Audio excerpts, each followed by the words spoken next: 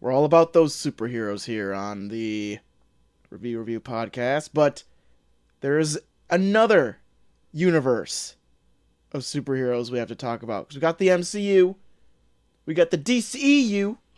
What about the Shyamalan-iverse? I mean, it's more fun to say, obviously, but is it really that good? Well, we're going to take a look at the 3 films of the Shyamalan-iverse, starting with its opener. We're talking about 2000's Unbreakable. Will Bruce Willis and Sam Jackson make this film reach unreachable heights? I'm just making shit up right now. We'll find out in a very Mr. Glass edition of the review. Hi,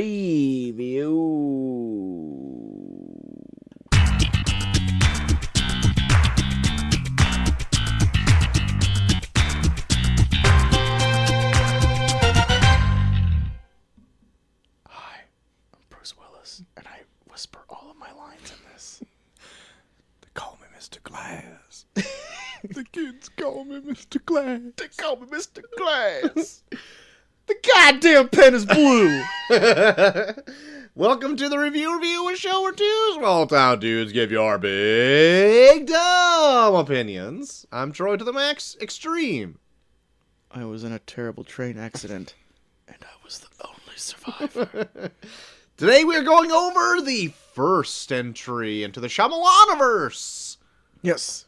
With Unbreakable. Unbreakable. Oh my goodness, JT. Just finished watching this again mere moments ago. I got some things to say. I even sent you a particular topic I want to talk about to make sure I don't forget it. Okay. I'll write it. Let me write it down so we make sure we cover. Okay. I'm writing it down. I'm sure I won't forget it because it stuck with me. I'm very curious what you got to say about that thing. Because I watched it. I'm like, I wonder what he's going to talk about. We'll see. We'll get to it. So we're going to get all into Unbreakable at the top of the hour. But before we do any of that, we're going to warm up these chops with a bit of news. We got That probably sounded gross in your little ear holes. A little squishy mouth noise. But it probably sounded a lot smoother with these pop guards. Oh, baby. It looks so professional in here at this point. I know. We got the boom mics. We got the pop guards. We have our trusty USB mixer board. And we are cooking on all cylinders. Yes, we are. They're gold blooming over here. You're so excited. I'm going to start out, JT, with a little bit of post-holiday news. Now, the holidays were finally over. 'Tis no longer the season. They were just upon us in full force, but before we leave them entirely, I got a bit of holiday movie news for you, JT. Okay. A little bit of results from this past Christmas season. Okay. Do you call it Christmas? Yeah, I always keep Christ in Christmas. Good. 2018's The Grinch, starring Benedict Cumberbatch as the titular Grinch, Yes. is now the highest grossing holiday movie of all time, surpassing the first entry of Home Alone from 1990, I think. Maybe 92. We'll figure it out. It doesn't matter. We'll the first figure it Home out. Alone, The Grinch beat it, is now the highest grossing holiday movie of all time, making $269 million domestically. People really don't go to the movies. Yeah. $269. And $230 million. Jesus. I didn't write million after this, and it's flipping me all up. In the foreign markets. So worldwide, making almost $500 million.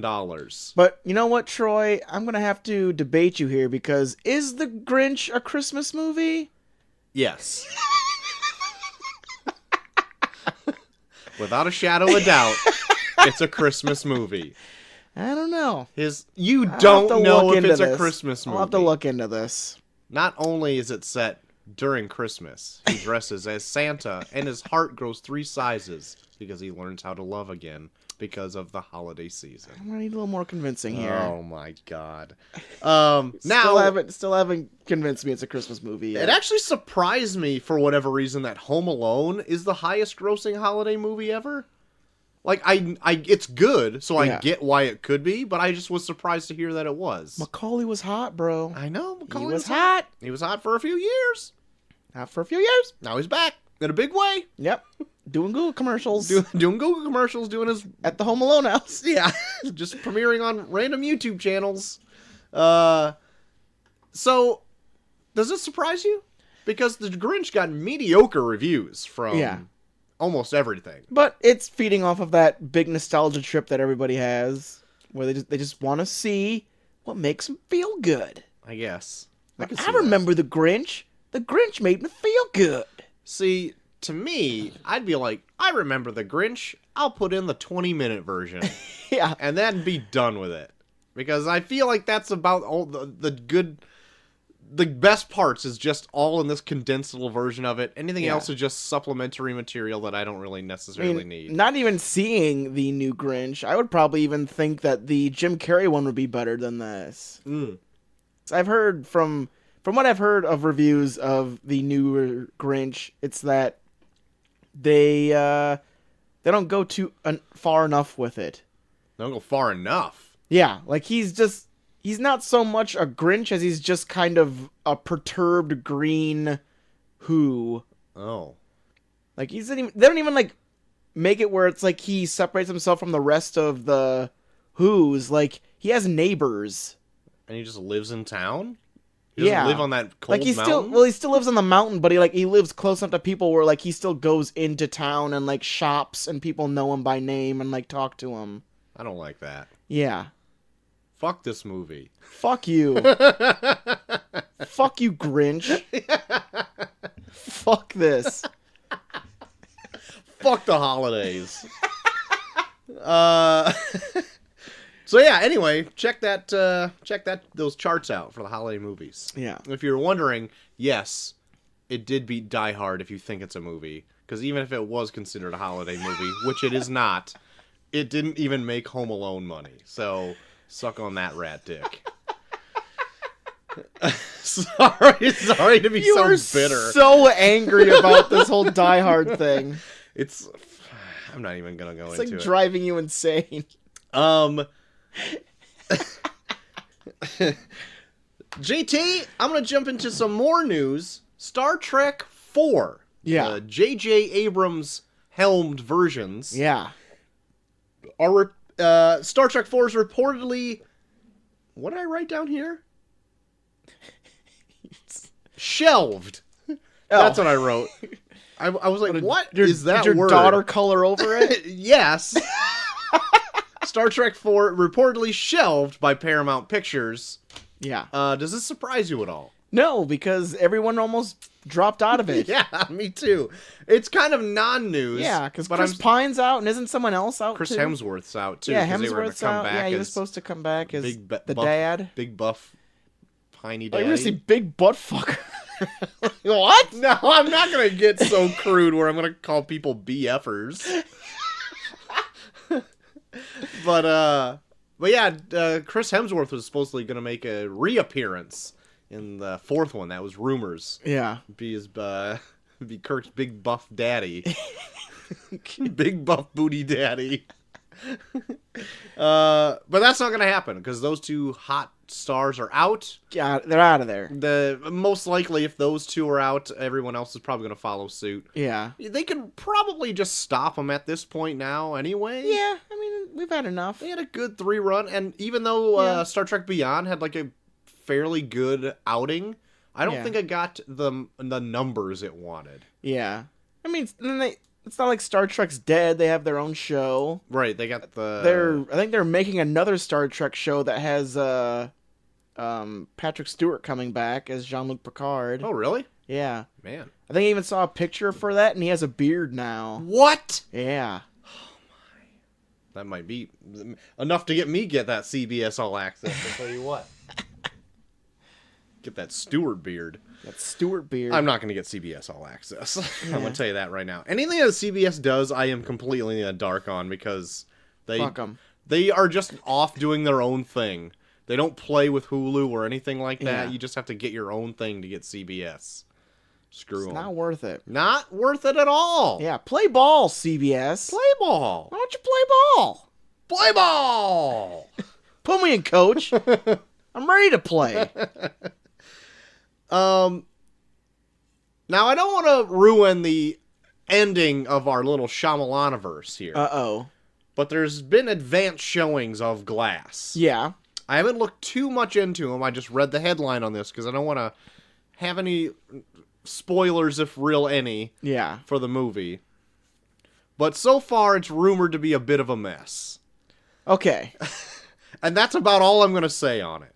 So hopefully I'm proven wrong. Yeah.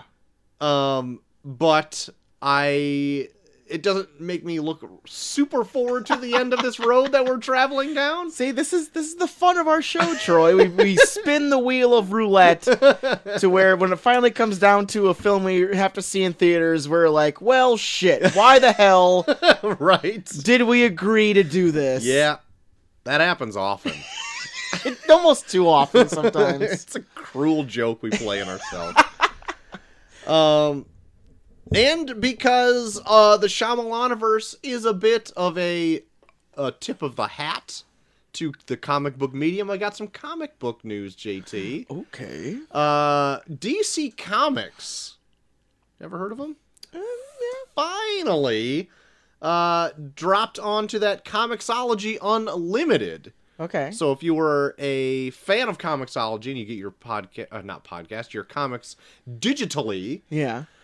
You also are subscribed to the unlimited version, which is kind of like a Netflix of comic books. That's what I was going to ask. Is it like a Netflix for comic books? Yes, it is. Does it give you like the latest ones, or it's like kind of like spaced out? It gives you a lot of the classics, and it'll probably give you like a first issue or so for free to get you hooked to go in and buy subsequent issues. Oh, gotcha. I don't personally do it myself. Yeah. Which I should, because GHD said that he has it, and right after I bought an entire series, the whole thing is free if you have Comixology Unlimited, which really chapped my beet red ass. Okay. You really go into great detail about your ass on this show. So if you were wondering where the DC Comics were on your Comixology Unlimited, then fear not, no more, because they are there now for your reading pleasure. Well, Troy, I can't wait to not buy this. That's too bad for you, JT. You're missing out on Doom Patrol and Superman. Okay. There you go. Okay, cool. Two of them, I said. Two. Count them two. Also, last bit of news I got, JT, also comic book related. Yes. And video game related. Video game? That Spider-Man PS4 took the world by storm. Oh, yeah. Before Red Dead 2 came out. Yep. And it is getting a bit of DLC. And that DLC is rumored to be maybe Fantastic Four related. Okay. Now that Fox has been acquired. Wow. Not entirely yet by Disney. Yeah. But now they are slowly dropping in Fantastic Four here and there on some other of their properties, such as in the comics and then these video games, leading people to speculate that possibly coming down the pipeline here, they might be showing up in the Marvel Cinematic Universe, which we all kind of expected anyway. And I mean, it'd be a given since now they're going to have a whole lot of new stars that they have to introduce. Yeah. Now that a lot of people are going to be leaving after Endgame, I'm assuming. And I'm already going to assume that there is a script out there already for a good Fantastic Four movie. I'm sure. Because I'm fairly certain they've known things are in the works to have this happen. Yeah. Even we've known long enough that there at least could be a script written for this already. Yeah. And so I could see them just fast-tracking it once everything is a done deal. Oh, most definitely. Even if they haven't even already secretly casting people. Yeah. So I would love to see a Fantastic Four movie done by Marvel. I know. I think you've said on here before that John Krasinski and Emily Blunt would be a good. Yeah, that's pairing. that's the internet's rumored pairing for a Fantastic Four movie right now, and I think I'd be into it. All right. John Krasinski's not like the they wouldn't take it at like the Fan Four Stick movie where they did him young. Fan Four Stick. Or like the classic version where he's like Mr. Fantastic is like old and has like gray streaks. Yeah. Like he's just at that right age where he's like he's still sexy and whatever, but he still has a little bit of age to him to be debonair, you know what I mean? Yeah. And his face is elastic enough that it makes that he it makes certain faces to the camera. Right. He get mean mugging all the time. He can mug a lot. Yeah. So look, I'm into it. Is what I'm trying to say here. And you can also be looking for some possible Fantastic Four action for Spider-Man PS4 DLC. Sweet. If you wish to do so. I think I'm pretty close to getting through Red Dead 2, so I think when I'm done with that, I might start going through some of those Spider-Man DLCs. Is there a lot of them? They had 4 that were proposed when I bought the game. That are going to be like spaced out through like the next 4 months or so. Okay. So I might start going. I know there's like a Black Cat one that I heard is pretty fun. Oh yeah, okay. Sweet deal. Yeah. I've yet to play any of this because I am a fucking pathetic person. All right. Oh, if only. You know what I'm saying? If only. Oh, man. That's all your news, Troy. That's it. All right, Troy. Well, I'll get this out of the way. The Golden Globes were this past week, Troy. I caught a bit of them. Yes, you did? You saw a little bit of it? I did. What did you see? I saw the first few categories, but I probably only made it really like a 45 minutes through. I would never be able to watch any of this shit. So I think Hulu had it on, and Chelsea wanted to see some of it. So yeah, some of it was pretty bad. Yeah, I heard there wasn't anything really interesting. It was weird. I wasn't really into Sandra Oh and Sandberg as the hosts, I guess. Yeah. Some of their jokes kind of fell flat. I don't know. Not that I don't even care about this. I don't care about why there even has to be hosts. Why can't they just say, we're starting now, and then they just do the awards? Yeah. And that's exactly. Come on. Or just release it. Just give us the awards. Cares. Just mail them a trophy. Well, one of the things that I thought was really stupid was the winner for Best Motion Picture Drama was Bohemian Rhapsody. Oh. It was up against, like, what? Black Panther, Black Klansman, A Star is Born, and If Beale Street Could Talk. Oh. And this is drama. Yeah. Okay. And even just listening to those, I feel like A Star is Born should have won. Yeah, that's my consensus. I think A Star is Born is better than all of these, but yeah, Bohemian Rhapsody is not good. I saw it. I mean, it was fine for what it was, but in terms of a movie, especially a biopic, it's kind of shit. Yeah, I was excited for Bohemian Rhapsody when I heard of it, and I think we both were. And even since like the first trailer, I was just like, yeah, he looks like Freddie Mercury, but he's not really singing.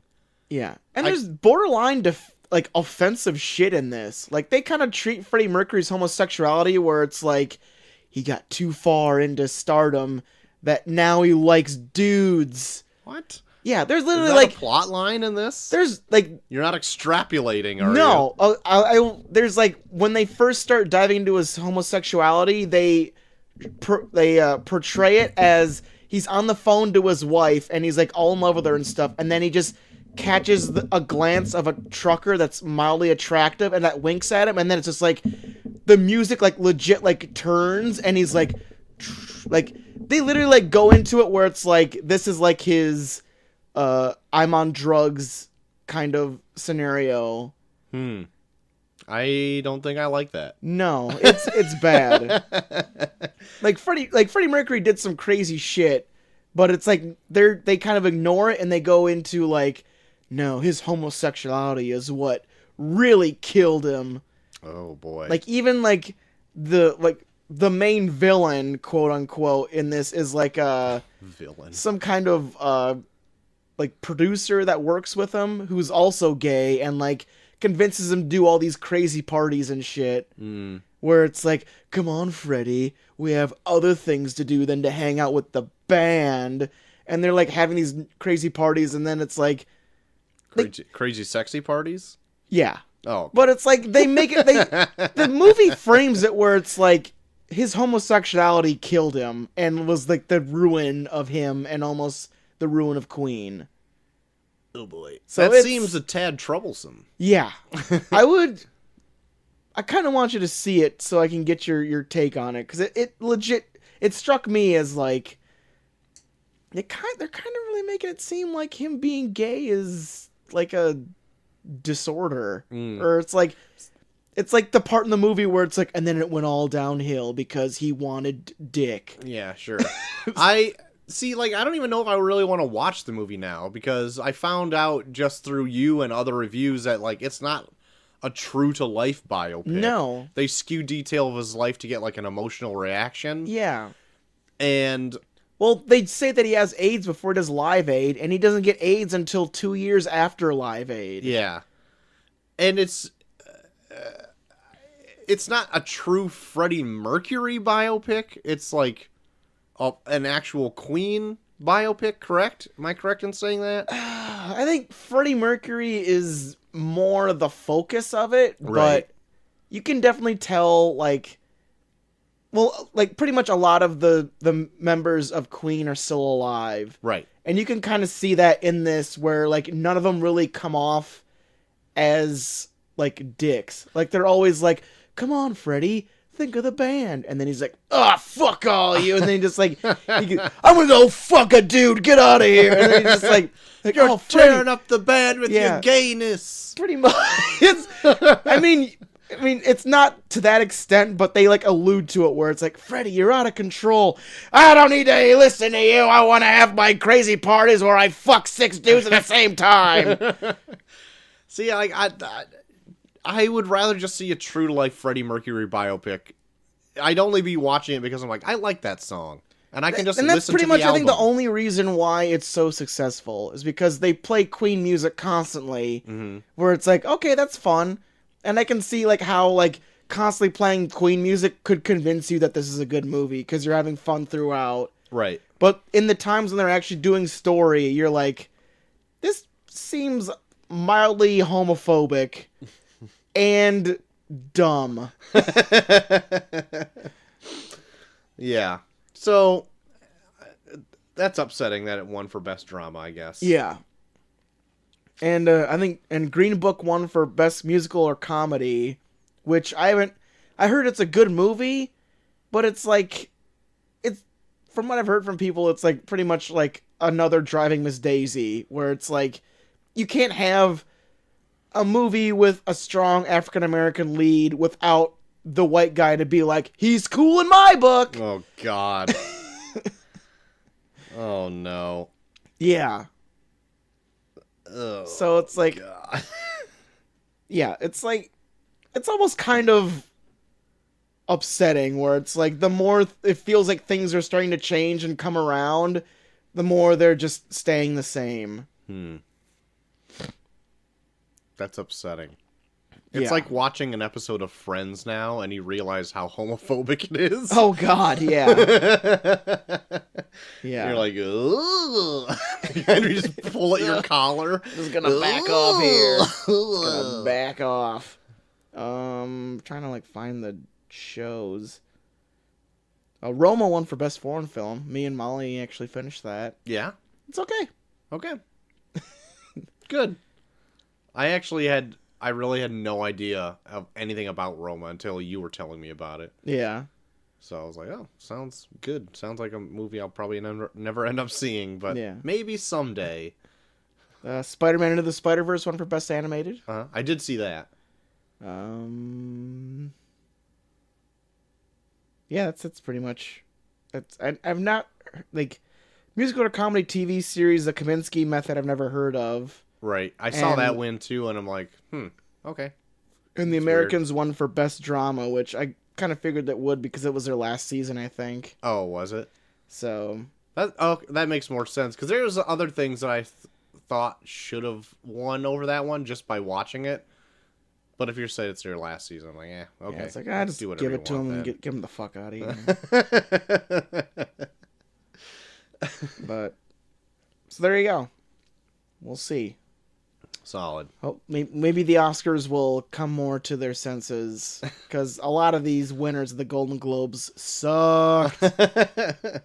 Well, we'll see how the Oscars will go, won't we? Well, we probably won't actually see them, but yeah, I'm not gonna watch it. No, of course not. You brought up earlier how the Shyamalan-iverse, we're talking about that tonight, and how its newest endeavor, Glass, is not getting the best of reviews. Right. But M. Night Shyamalan said in an interview that there will be no sequel. This is the ending of the Shyamalan-iverse. Hear this? Definitive end. Yes. Says M. Night. He's going to give it a definitive end with Glass. Full stop. Yeah. Okay. No more. All right. That landing better be stuck then, huh? Yeah. Better. No twists questioning what could happen next. I don't want to know what happened next. I want you to tell me what the ending is. Yeah. And then put me to bed. Tuck me in. Tuck me in, M. Night. Troy, there was a miniature preview on I think it was an Instagram of HBO for Watchmen. When I was looking for news, I saw a bunch of Watchmen coverage out. Yeah. And I just kind of scrolled through some photos. They put out, it looks like a snippet of what would be a trailer where they show the face of Rorschach in it. Like his masked face? Yeah. Okay. And it looks interesting. I'm kind of curious on what you think of it if you ever see it, but it's not like the moving mask at all. Like, it looks like either it's burnt or like there's like black spray paint that kind of makes like the Rorschach design on his mask. But it's not moving. It's like an actual like standalone mask. Okay. I'm trying to look it up right now. And it looks like an actual like bag that's like tied there with like a string. So it's, I don't know. I'm kind of curious. Like he almost like a Hessian sack or something like that. Yeah, like he kind of vaguely looks like a Klan member a little bit. Oh, it's got eye holes cut out. Yeah, of it too. Yeah. I don't know if I like that. I don't know. I'm not gonna judge it because from what I've read, that they're not gonna do a full retelling of Watchmen with it. Like, I think Lindelof is going to take aspects from Watchmen and also maybe aspects from Doomsday Clock. Okay. And kind of develop his own story from there. So I'm not going to completely judge it right away. But I'm curious to see how it is, because I really like The Leftovers that he did with HBO. Yeah. I don't know. So far, I'm not a fan. So we'll see, won't we? I'll definitely check it out, see what's going on with it. But yeah. I don't know. We'll see. True Detective comes out this week. I saw that. I'm pretty excited for it. No, we did a whole season of our show on the worst season season ever of it. God bless. But I've got high hopes. I really enjoy Mahershala Ali. Yeah. I'd like to see what he does with it. True Detective's so good. It's kind of going to throw... first season's so goddamn good. Fuck, it is. Oh, my. Like, I'm going to be thrown off with it, though, because it comes out one a week, and not like you're not going to be able to watch the whole thing. Yeah. Well, we did it one a week when we watched the second season. I know. I'm just saying, in like a Netflix binge culture, yeah, it's odd now that I'm like, what do you mean I got to wait? Yeah. Just give it to me now, Daddy. I want it now. Daddy.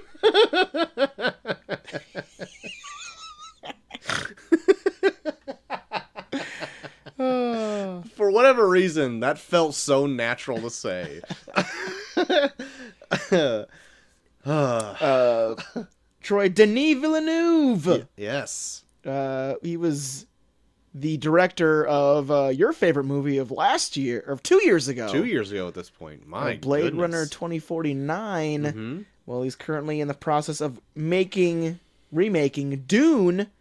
Mm-hmm. And he has cast a alum from Blade Runner 2049 with Dave Bautista. Going to be in Dune. Curious to see what he does with it. I loved Blade Runner 2049. Yeah, so. I was actually really impressed with Bautista in Blade Runner, even though he had like a small part. He was a super small part, but oh my god, yeah, it's so good. I thought it was really good, and I think he's a better actor than John Cena. He is. He's much better than John Cena. I like now.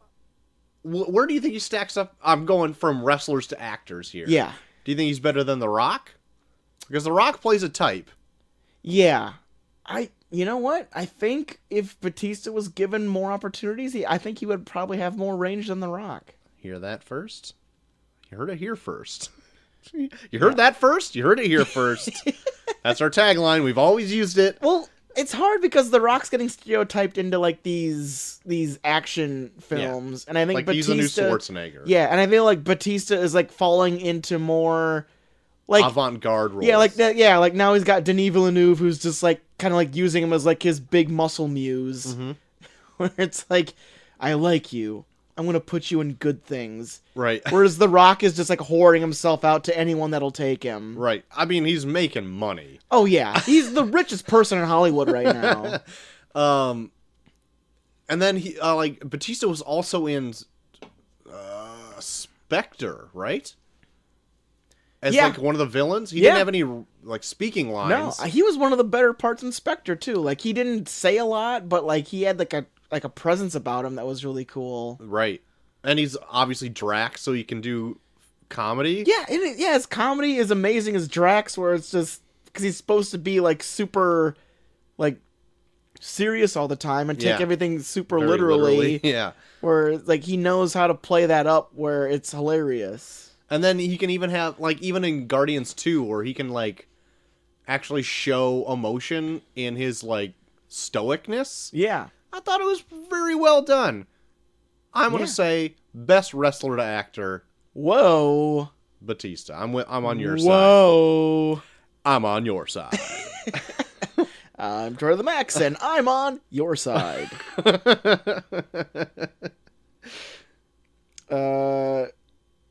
Troy, I think they said that that Joker movie's wrapped with filming. Yes.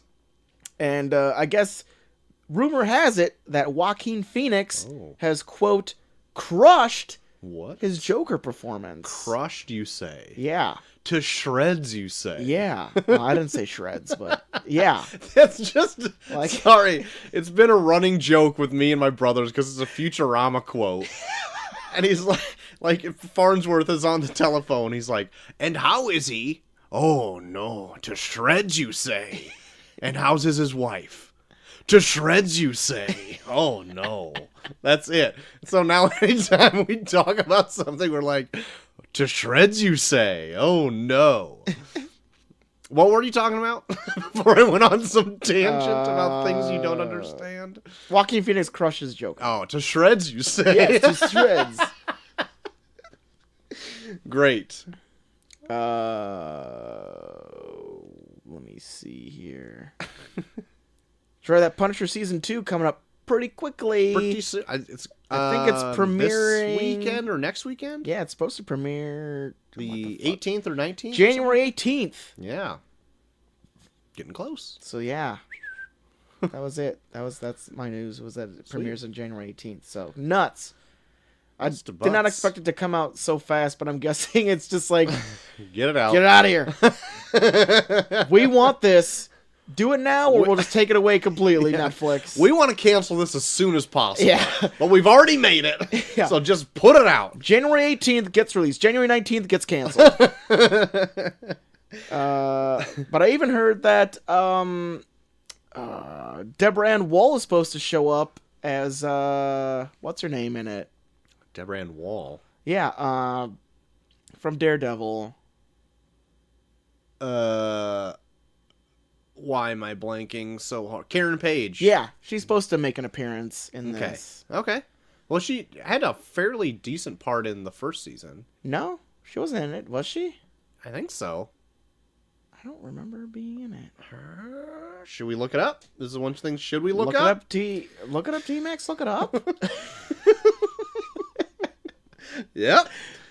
Here we go. I don't think she was in it. Punisher. They did some shit with what's his name? Gizmo's wife. Not Gizmo. Oh fuck, you might be right. Yeah, I don't think she was in it at all. Deborah Ann Woll, Karen Page. Yeah. Yeah. Well, fuck me then. I don't know. Yeah. But yeah, she's gonna be in Punisher.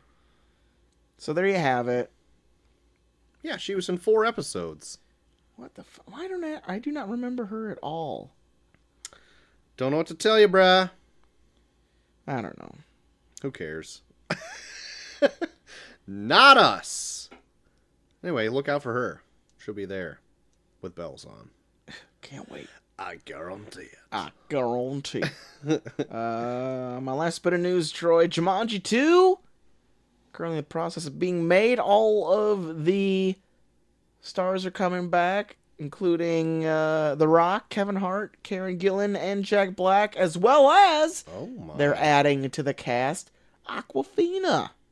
Oh my! Okay. Really enjoyed her in Crazy Rich Asians. Still haven't seen that. I would like to see what she does with this. Okay.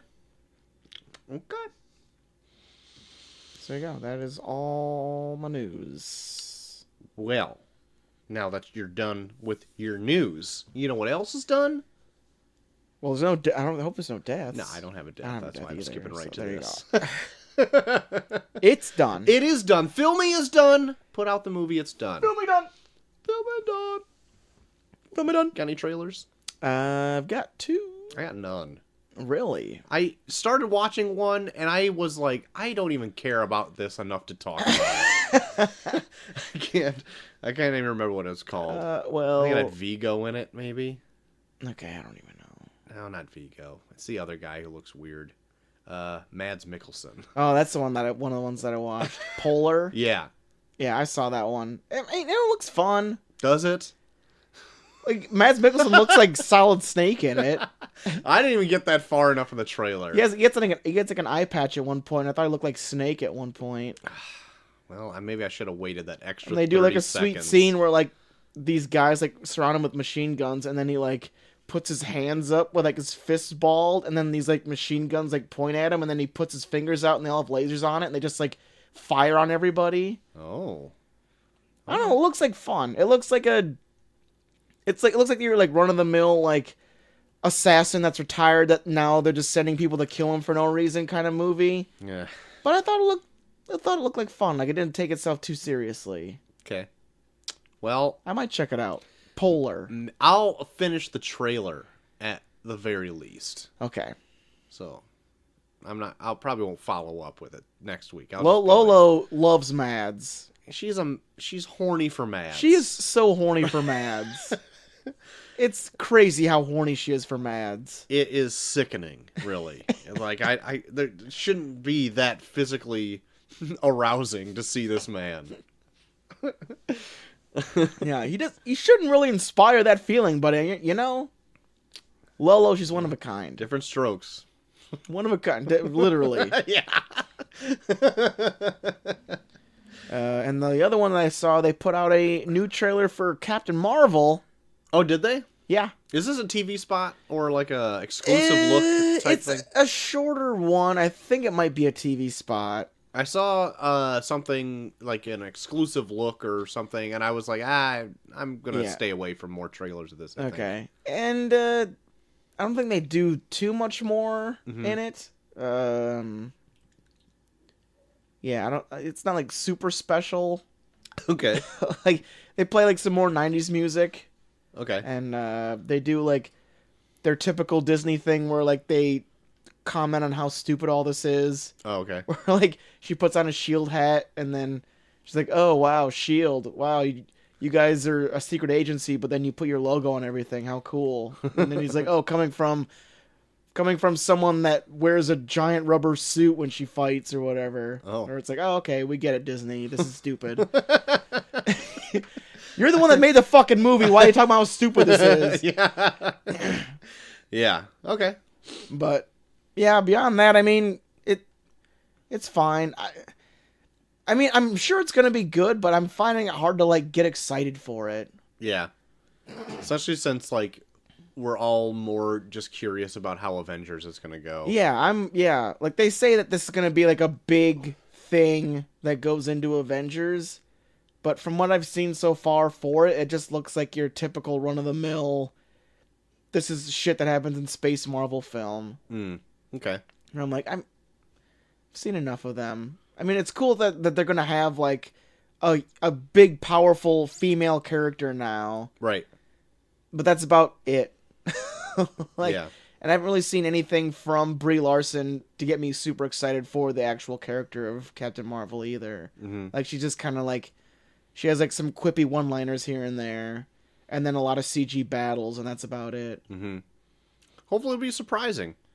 I hope I'm surprised. There's a decent amount of hype for it. Yeah. I just haven't bought into it yet. So, all right. We'll see, Troy. Yeah, we will, won't we?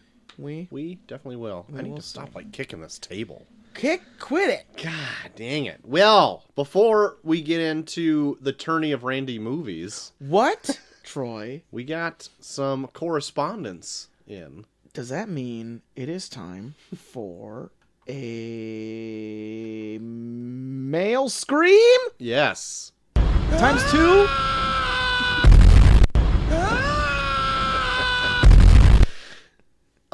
We actually have 2 correspondences today. We are so popular. One coming in from good old pal of the show, Eric. Hey.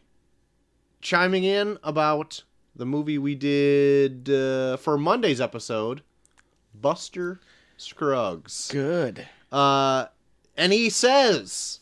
He does have Netflix now. Oh, he didn't before? Well, he told us about it. Like, he said that he that's cut true. the cord. That's true. Sorry, Eric. I can't remember everything about your life. You're just so interesting. Well, sorry if I'm a fan of our own show, Troy. And he says, gentlemen, what a savvy guy. Sent from his iPhone? Hold on, I'll get there.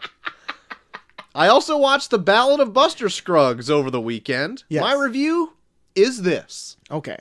I may have missed it before watching it, but I did not know this was going to be different, had different stories to it. Admittedly, I was a little disappointed after the Buster Scruggs story ended so abruptly. Yeah. The James Franco short and the short about the Prospector were also quite good. Yeah. In the end, I was entertained and would recommend others to watch this. On a side note, do you think they could just do a movie about the Buster Scruggs character? I thought his short story was incredible and would like to see more of his character. I'd grade this a solid B. There you go. Sent from my iPhone. Well, I think he repeats the same sentiments that you did, Troy. Yes. But do you think the whole Buster Scruggs short could be a whole movie? Yeah, that's the thing. I don't know.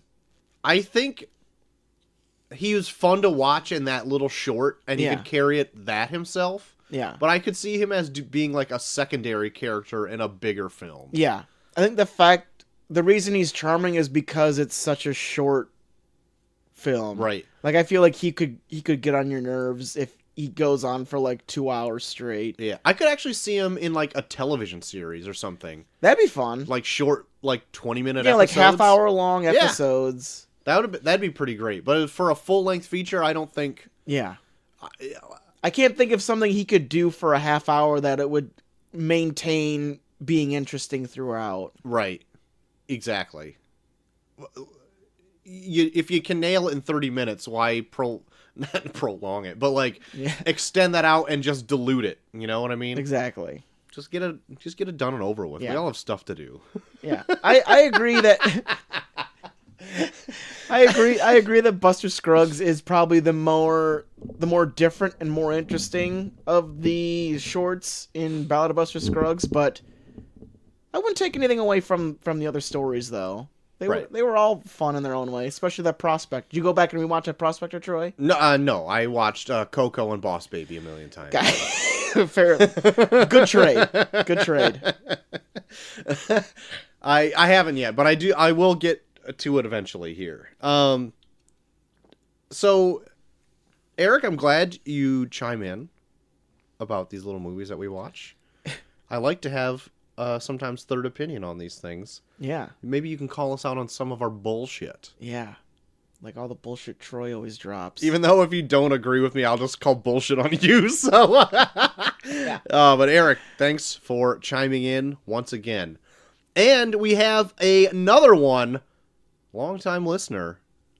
First-time caller. Whoa. This one is from Sean Miller. You can find him at Under an Anchor on Twitter. Gotcha. He is the artist on a comic book series called Kid Sherlock. Whoa. Check that out in Comixology or at your local comic book shop. We got celebrity write-ins now? That's right. This is a bit of a lengthy one. He hit us up on Twitter, so I said, hey, write us up into the Gmails. So strap in and shut up. And he says, you talked during the email, I'm going to go right back around. Hey guys, I hope I got this letter in on time. You did. Good. It's been a long time since I've watched Unbreakable. Now, this might have minor spoilers for Unbreakable, but it came out in 2000, so... Yeah, we're not even going to, say spoilers when we actually get to it, so fuck you. So anyway, I'm just saying that right off the top. It's been a long time since I've watched Unbreakable, so I'm a little foggy on some of the details, but it was one of the first few movies that I instantly fell in love with after seeing it for the first time. As far as M. Night movies go, I remember this one being one of those you either loved it or you hate it kind of flicks. I think that has a lot to do with the pacing, and if I'm remembering correctly, this came out not too long after The Sixth Sense, which was a huge hit, so audience expectations were probably set really high. Yeah. I also remember the commercials giving the impression that it was going to be more of a supernatural thriller sort of thing, and probably after The Sixth Sense they would be promoting like an M. Night Shyamalan movie like that. Yeah. He goes on to say, personally, I thought the slow burn was a perfect way to put the audience in the mind and feelings of Bruce Willis's character, who is struggling with guilt and figuring out what was going on with himself physically and emotionally. I do remember thinking halfway through the movie that it was very dry and maybe even a little boring, but once you, as the viewer, figure out that you've basically been watching a superhero origin story this whole time, the way Bruce Willis's character handles himself throughout the film makes sense. Being an unbreakable person, as cool as that would be a tougher to deal with than you think. M. Night showed that really well, and let me start that sentence over. M. Night showed that really well when he tells of Bruce Willis's character being in a car wreck and surviving without a scratch, and the other passenger dying? Injured? Paralyzed? You guys can fill in the blank there. Doesn't Bruce even fake an injury because he feels guilty that he wasn't hurt? Can you imagine how guilty or even isolated you'd feel if you had this incredible gift while all of your loved ones suffered through this normal human frailties? To me, that's part of what made the movie special. As a fan of comics, I thought it was a real original way to get into the emotions of what a superpowered human would go through in real life. To him, his powers felt more like a curse, even though they were amazing, and I think that's what brought this Superman-type character down to earth and made him relatable to the rest of us normals. Going on. I really wish I got a chance to watch it again before writing this letter, because I can feel the excitement for it, but can't remember all the details. You guys might be in the hated it camp. and took a piping hot dump on it in your review, while I'll hold firmly to the opinion that this is one of the greatest superhero movies of all time. It's pretty big claim there. Mm-hmm. We'll see how we feel when we get to the review. How good was Mr. Glass? Come on! The idea of one guy being incredibly frail and seeking to find his exact opposite to the point of committing horrible crimes was such a great supervillain origin story, and the sense with the son pointing a gun at Bruce to prove that he was invincible. Come on! This letter is gonna get way out of control because I'm remembering all the things I loved about the movie as I'm writing this. If you took a dump on this one in your review, that's totally fine. But in the future, I'd love to defend it more thoroughly. If you loved it, then I'm sure your review filled in all the gaps for me. Looking forward to the almost certain review of Split and Glass to follow. Your Beb, Sean. Oh, he's our Beb now. That's right. Hashtag PK fan for life. There you Awesome. go. That's an inside. That's inside baseball there. Okay. You're not privy to that information, so. I'll go wait in the other room. But yeah, so thank you, Sean, for writing There in you that go. marvelous letter there. I already got a mini preview of our show for Unbreakable coming up in mere moments. That's right. Now, I'm glad I threw out that spoiler warning because there's a lot of details of Unbreakable in that letter. Yeah. But it did come out 18, 19 years ago at this Who point. gives a if you haven't watched it yet, you're not going to watch And it. shut So up! shut the fuck up! But yeah, I will get to my thoughts about the movie when we finally get into it. I'm going to say my thoughts right now. No. Yo, you fucker! I'm going to beat you to a punch. But yeah, thanks for writing in, Sean. Don't be a stranger. Yeah. And follow Under an Anchor on Twitter. Yeah. We always enjoy hearing from our listeners and telling everyone their deeper, darkest thoughts. About how much they love something. So mysterious. So dark thoughts about love. I love this. Ooh, scandalous. But that will bring us into the tournament of rando movies. And it is an interesting one, Troy. Oh, we had boy. the matchup of The Amazing Spider-Man versus 9. Uh-huh. Just see you won, Troy. I think I did. Well, And I think I even saw it very early on that it was very one-sided. it was. And it means that if it wins, we're going to be talking about even more fucking Spider-Man. Because The Amazing Spider-Man defeats 9. Yes. To move on in the Tournament of Random Movies alongside Platoon and Drag Me to Hell. Mm-hmm. So we'll see how far it goes. I'm guessing not far.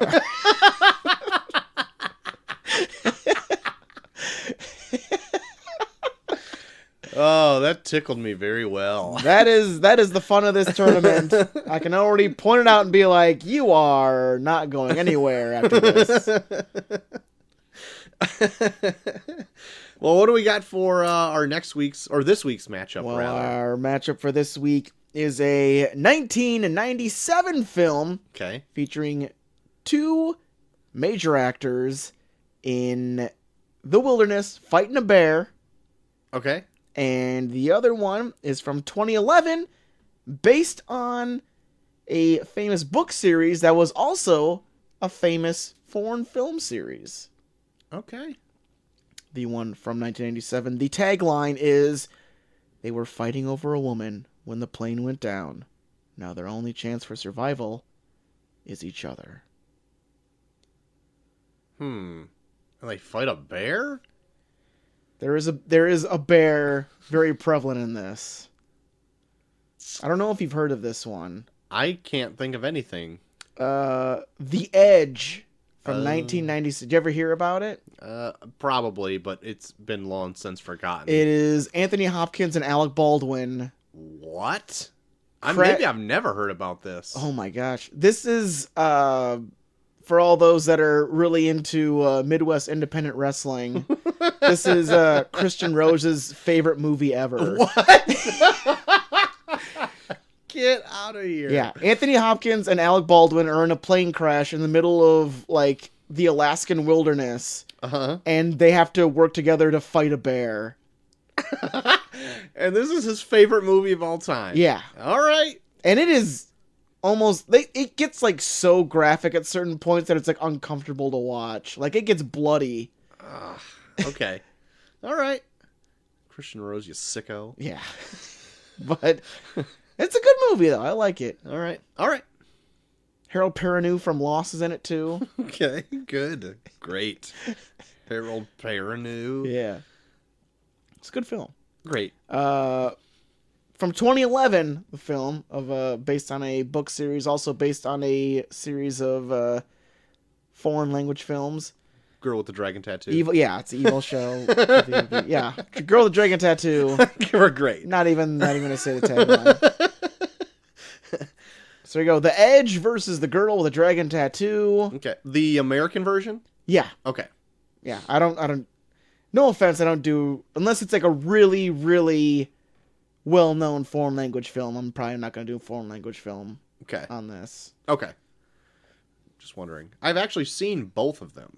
Really? You did see the David Fincher American version? Yeah. I caught not to say I've sat down and watched it all, but it was on at my parents' place, and I watched like a good chunk of it. So it has like probably the coolest opening credits. See, that's what I missed. I missed the very beginning. The opening credits are so cool. Okay.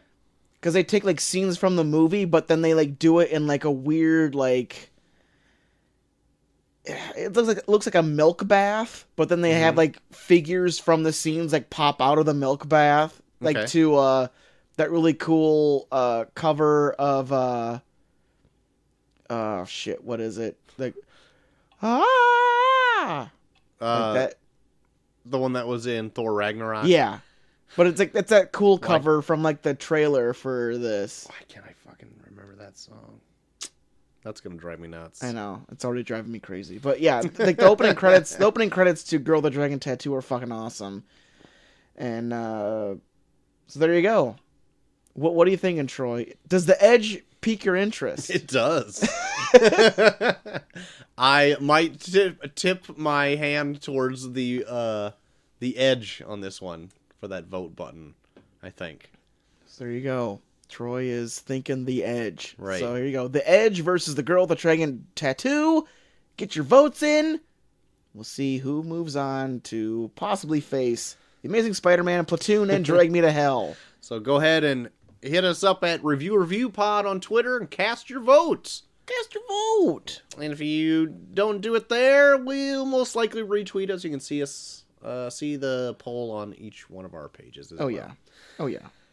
Well, JT, I think that about licks it. It's about I think we should probably close up shop, turn the mics off. I think we're done for tonight. Oh, we got you. Oh, boy. Dude, look at your face. Look in the mirror and look at your face right now. You thought we were done. We're going to talk about Unbreakable, our first stop in our nonstop runaway train ride that kills everyone but one person. to Glass. The Shyamalan-iverse. That's right. Unbreakable debuted November 14th in the year 2000. Winter release. In the year 2000. Man, it's before 9/11. That's right. We were all bright and chipper. Nothing could happen to us. Nothing bad will ever happen to us. That's right. Oh my. If only we had the foresight. With a budget of $75 million domestically in the United States, it made $95 million, raking in a $248.1 million worldwide box office. Oh boy. Did pretty good for itself. Oh yeah. Rotten Tomatoes has it at 69%. IMDb has it at 7.3 out of 10. Metacritic at 62%. And Gummy Popcorn gives it a 4. All right. Out of what? Oh, don't know. Gummy popcorn sounds gross. Yep. They also had another category that I didn't include they have like the main score and then like a yummy score. And I think it's about how attractive a person is in a film. And they gave Bruce Willis a 3. And I don't know what the fuck any of this means. Gummy popcorn reminds me of like those butter popcorn Jelly Belly jelly beans. Oh, I think those are good. Really? I don't like them. I can see that. I mean, I can definitely see that. But anytime I have them, like, this can't possibly taste like popcorn. And then you have one's like, well, knock me over with a feather. I don't know. It kind of tastes like popcorn. I don't know. It's got like a styrofoamy taste to it, I think. I can see that. But if anyone... Send us your opinions. What do you think of butter popcorn Jelly Belly jelly beans? Yeah, I'm actually very curious. I am a fan. If anybody out there has had the buttered popcorn Jelly Belly jelly beans, right into the show. And that's the show. So what do you see, Drew?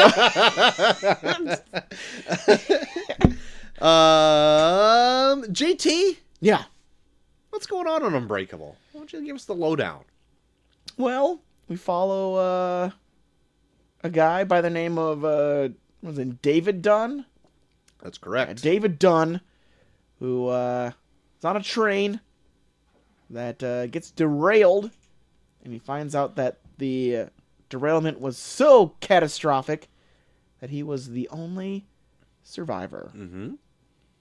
And in the process of finding out just what happened to him, he comes across a strange man, played by Samuel L. Jackson, whose first name is Elijah. That's right. Elijah, who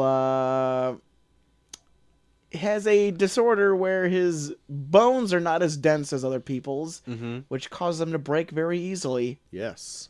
And leads him on a path to find out just really what is his condition. Osteogenesis imperfecta. Yeah. Well, no, I'm saying in terms of Bruce Willis, what is really going on that is causing him to not be broken. Hashtag Unbreakable.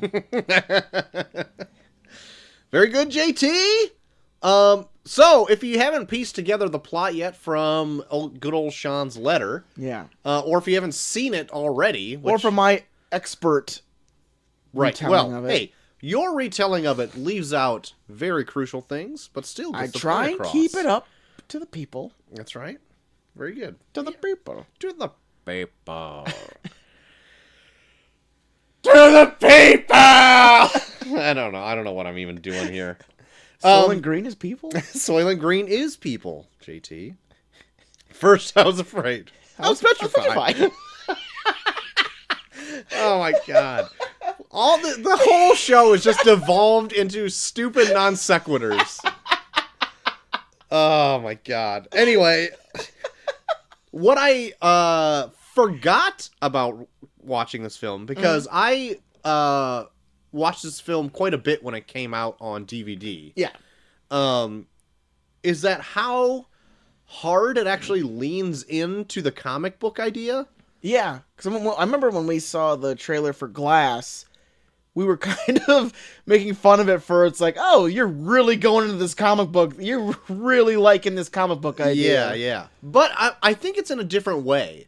And maybe that's just the way the trailer is, because we're not sure if that's actually how it's going in the movie. But the trailer looks like it's leaning hard in a different way. Like, this more or less has subtle comic book things while shoehorning in actual comic books. And, like, even the beginning text of the movie is, like, every comic has an average of 35 pages and 125 illustrations, blah, blah, and it gives, like, facts about, like, that. Even down to where, like, Bruce Willis has, like, a comic book name. Yeah, an alliterated name, like David Dunn, Peter Parker, Scott Summers, Clark Kent, all that kind of stuff. So I thought that was pretty fun. Yeah. Even, like, the color palette that they use for the characters is, like, a heroic or villainous color palette for each character. So, like, David Dunn has, like, a green, which usually I mean, it's gonna prove me wrong because like the Ninja Turtles are green. There's Green Arrow. There's like Green Lantern and all that kind of stuff. Yeah. But like it's a secondary color palette, and purple is usually used for like your evil characters, unless you're like a dark and mysterious character like a Batman or a Bat Family type character like that. So that's kind of cool, and that's Sam Jackson's color scheme, and you kind of see that even in flashback scenes when he opens up gifts. He has purple wrapping paper on his stuff, and the inside of his coat is purple, and it's also funny too that purple is like his favorite color, and so he also talked George Lucas into having a purple lightsaber. Yeah. And so I think this is Sam Jackson's type stuff. So he kind of just asked M. Night if like that was cool. Can I line my coat with purple? And he was like, yeah, sure, I don't care. Do whatever you want, Sam. Yeah, I know. It's like the big twist of this was supposed to be that Sam Jackson or Elijah was the villain all along, but it's like dude dresses like a supervillain this entire fucking movie. Right. It's like you're almost like, it's probably one of those things like when you first see it, it's like, I should have seen that coming a mile away, because he dresses like a fucking, he dresses like the king. Megalomaniac. Yeah, he dresses like the kingpin almost the whole fucking movie, even down to where like his cane is made out of pure glass. Right. Which I guess was another idea of Sam Jackson's. He should have a cane made of glass. Like, that is not sturdy. No. If you need to lean on something, you don't want something that can accidentally break and just shatter you all up. I mean, granted, like if you walk with a limp to begin with, you're gonna fucking drop that cane. Also, he doesn't walk downstairs very well. No. Like when he's after that guy, I'm just like, come on, take your time. You're trying to like just. He wants to see if that gun's in his pants. Like, have you ever tried to go down a set of stairs fast enough and you kind of like slip your heel off the edge of the stair and you end up going like so fun down the stairs? I thought he was gonna do that down the concrete stairs at any given point. And then his like ankles just like they compress on themselves. Yeah. I want to see like his legs break where they just like break into themselves. Oh, they just accordion? Just compound fracture accordion style. Oh, that would be amazing.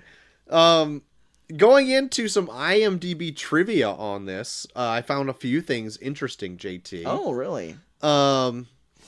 That disease that he has is actually a real disease. Really? The osteogenesis imperfecta is real, but it's very rare. I guess there's an Australian celebrity that has it. And he was just born with it. I don't know how severe it is, if the movie played it up or not, but... Well, even like says that like he has like the least severe version of it. Right. Like he has like stage 1, but it's like there's stage 4 where it's like you don't even live that long. Right. I guess it's like a certain protein that like your body doesn't make. So if you don't like make it at all, you're probably effed in the A. Yeah. I did really like the opening of this a lot, where you see the birth of Elijah. Yeah, and like the guy that like picks him up is like looks horrified. Where it's like, what the fuck happened to this baby? Yeah, it's like, what did I miss? Like, because he walks in after he's born, he's just like, did you guys just take turns beating the fuck out of this baby? Like, he's like, did somebody drop this baby? And that lady's like, Jesus Christ, no! He's like super pissed that he would bring it up. Like, oh my god. I would say one of my favorite characters in this movie is Elijah's mom.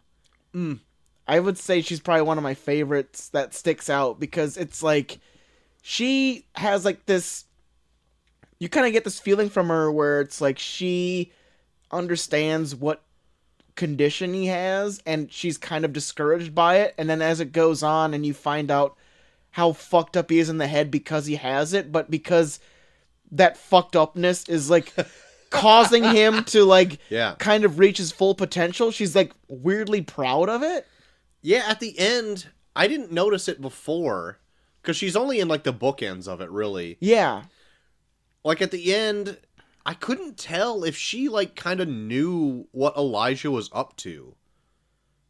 You know? I feel like she was. Yeah? Yeah, because it's like she does that whole thing where like she like points out Bruce Willis at the very end and is like, she makes sure she introduces herself and is like very like almost kind of taken back by him, like kind of smitten, where she's like, you are my son's like project. Right. And she's like almost proud of him, where it's like he did all this work and he found you, and because he did all this, he accomplished more than he probably ever thought he ever could. Mm-hmm. And it's like her talking to him is like going to his basketball game and seeing him shoot the game-winning shot, where it's like, this is all of his hard work coming to fruition, and she's so proud of him. Yeah. Yeah, I mean, I guess come to think of it, she would have to know what he's up to. Like, he doesn't try to hide his plans at all. No. They're in that just back room. Yeah. Which, if his mom is a semi-caretaker of him, yeah, she would have to see all that stuff. Yeah. And even, like, she's even has, like, a weird vibe when she comes up to David Dunn at the end and is like, oh, you're all my son talks about. Yeah. And, like, goes over and says, I'll go tell him that you're here. And it just seems like she's, like, almost tired like, of all of this madness, but she can't stop it. No, I didn't take that at all. I saw her as like, she's like, this is like her proudest moment, where it's like she had a son who she saw was like pretty much just down on life in general. And it's like, you're kind of seeing that growth where it's like she has this son who is like pretty much given up on life, and then she introduces this one thing that kind of reinvigorates him. And now she's seeing that come to fruition. Granted, it's fucked up a lot of people's lives. Oh, yeah. But it's like, now she's seeing, like, in, like, her weird, sick way, she's seeing, like, how her parenting is paid off to, like, add some fulfillment into his life. And, like, almost kind of made her feel like she's a good mom, I think. Because she's, like, elated at the end there. Like, she's really proud that her son found this guy. Mm-hmm. Like, she's, like, gloating about it. Yeah. Even, like, dropping, like, subtle hints about, like folklore with villains in stories, like, kind of, like, almost alluding that her son is, like, his ultimate rival. Right. Like, dropping subtle hints here and there, where it's, like, she's kind of feeding that for him, where it's, like, she's so proud that he's made it to this point. Yeah. I don't know if I would say like she's like my favorite character of the movie or anything like that, but I do like her, especially at the end. What I also like too is that even the audience comes to learn that Mr. Glass is like the villain of the movie. Yeah. But like Mr. Glass knows he's the villain the whole time. Yeah. And it just took him to find like David Dunn just to be like, yep, I am. Like, he had no... Like, he already had that suspicion, like, I'm probably evil. But, I'm just gonna see if there's an exact opposite of me. Then it's gonna really put a period on the end of that sentence. Yeah. Well, yeah, I think Mr. Glass is probably the most interesting. Yeah. Because he's... Yeah, like, he's the one that's driving all of the actions in this. Right. And... Yeah, like, he's, like, drawn to this world where I thought it was really interesting because, like, the Orville just came back on Fox, and they have, like, an episode where one of the characters on there is, like, constantly goes in these simulations and, like, has, like, these weird sexual escapades and stuff. Like, with it being Seth MacFarlane, you're just kind of like imagining like, oh, it's gonna be like this weird, crazy, like kind of like comedic thing where it's like, oh, I'm like a porn addict, but it's a fucking, it's like a simulator, so it's like actually having sex, and it's like everyone's going nuts about it. But they take it home in like a really cool way where like they have like a sit down with him where he's like, the only reason I really did it was because I was very, very unhappy with this one aspect in my life. And it kind of like brings it all home where it's like, oh shit, like it goes from being like a funny problem to like a serious problem. And I feel like that's what kind of like this movie does, where you have Sam Jackson as Mr. Glass, who has this aspect in his life that he just can't get over. And like comic books are kind of like his porn to him, where it's like he starts off being into comic books, and then it's like he gets to a point where he needs it to be more than what it is, and he needs to keep upping the ante. Even where when you first see him as an adult, he's in an art gallery where he's got like reimaginings of comic book art, but they're more realistic. Like he takes pride in the fact that they look more true to life than when they did in the book. Mm-hmm. And then it gets to where that's not enough. Now I need it to actually be real, and I'm going to do this crazy shit to make it real. Mm-hmm. Like he's like a porn addict for comic books. Where it's like, you watch two people have sex, and it's like, no, that's not enough. I need to watch 3 people have sex. I need to watch 4 people have sex. I need to watch bondage. You need to get people to this dumping point on each other. Yeah, you need to get crazier and crazier and crazier to fill that void, because it becomes bigger and bigger the more you put into it. So it's like, okay, yeah, comic books are good, but now I need more. I need more from that. I need it to feel more real than what it is. And that's why I like when you first see him and he's in that gallery, and he takes so much pride in the fact that the drawings look so much more realistic than the actual books. And the guy's like, cool, I'll buy it for my kid. And he's like, no, these aren't for kids. Mm-hmm. Like, these are for you. You're supposed to appreciate them. Right. Like, he gets offended where it's like he wants that feeling that this world that he immerses himself in is real, to where he gets to a point where it's like, I just can't imagine anymore. It needs to be real for me, and that's why he does all this shit. It's an odd analogy. It makes sense. Yeah. Completely. I don't think I necessarily agree with it 100%, but it's got grains of things that I can follow. Like, he's completely immersed in a whole comic book lifestyle. Yeah. And I think just being immersed in it that long makes you want to try to find similarities in real life to, like, kind of like how you were saying. Yeah.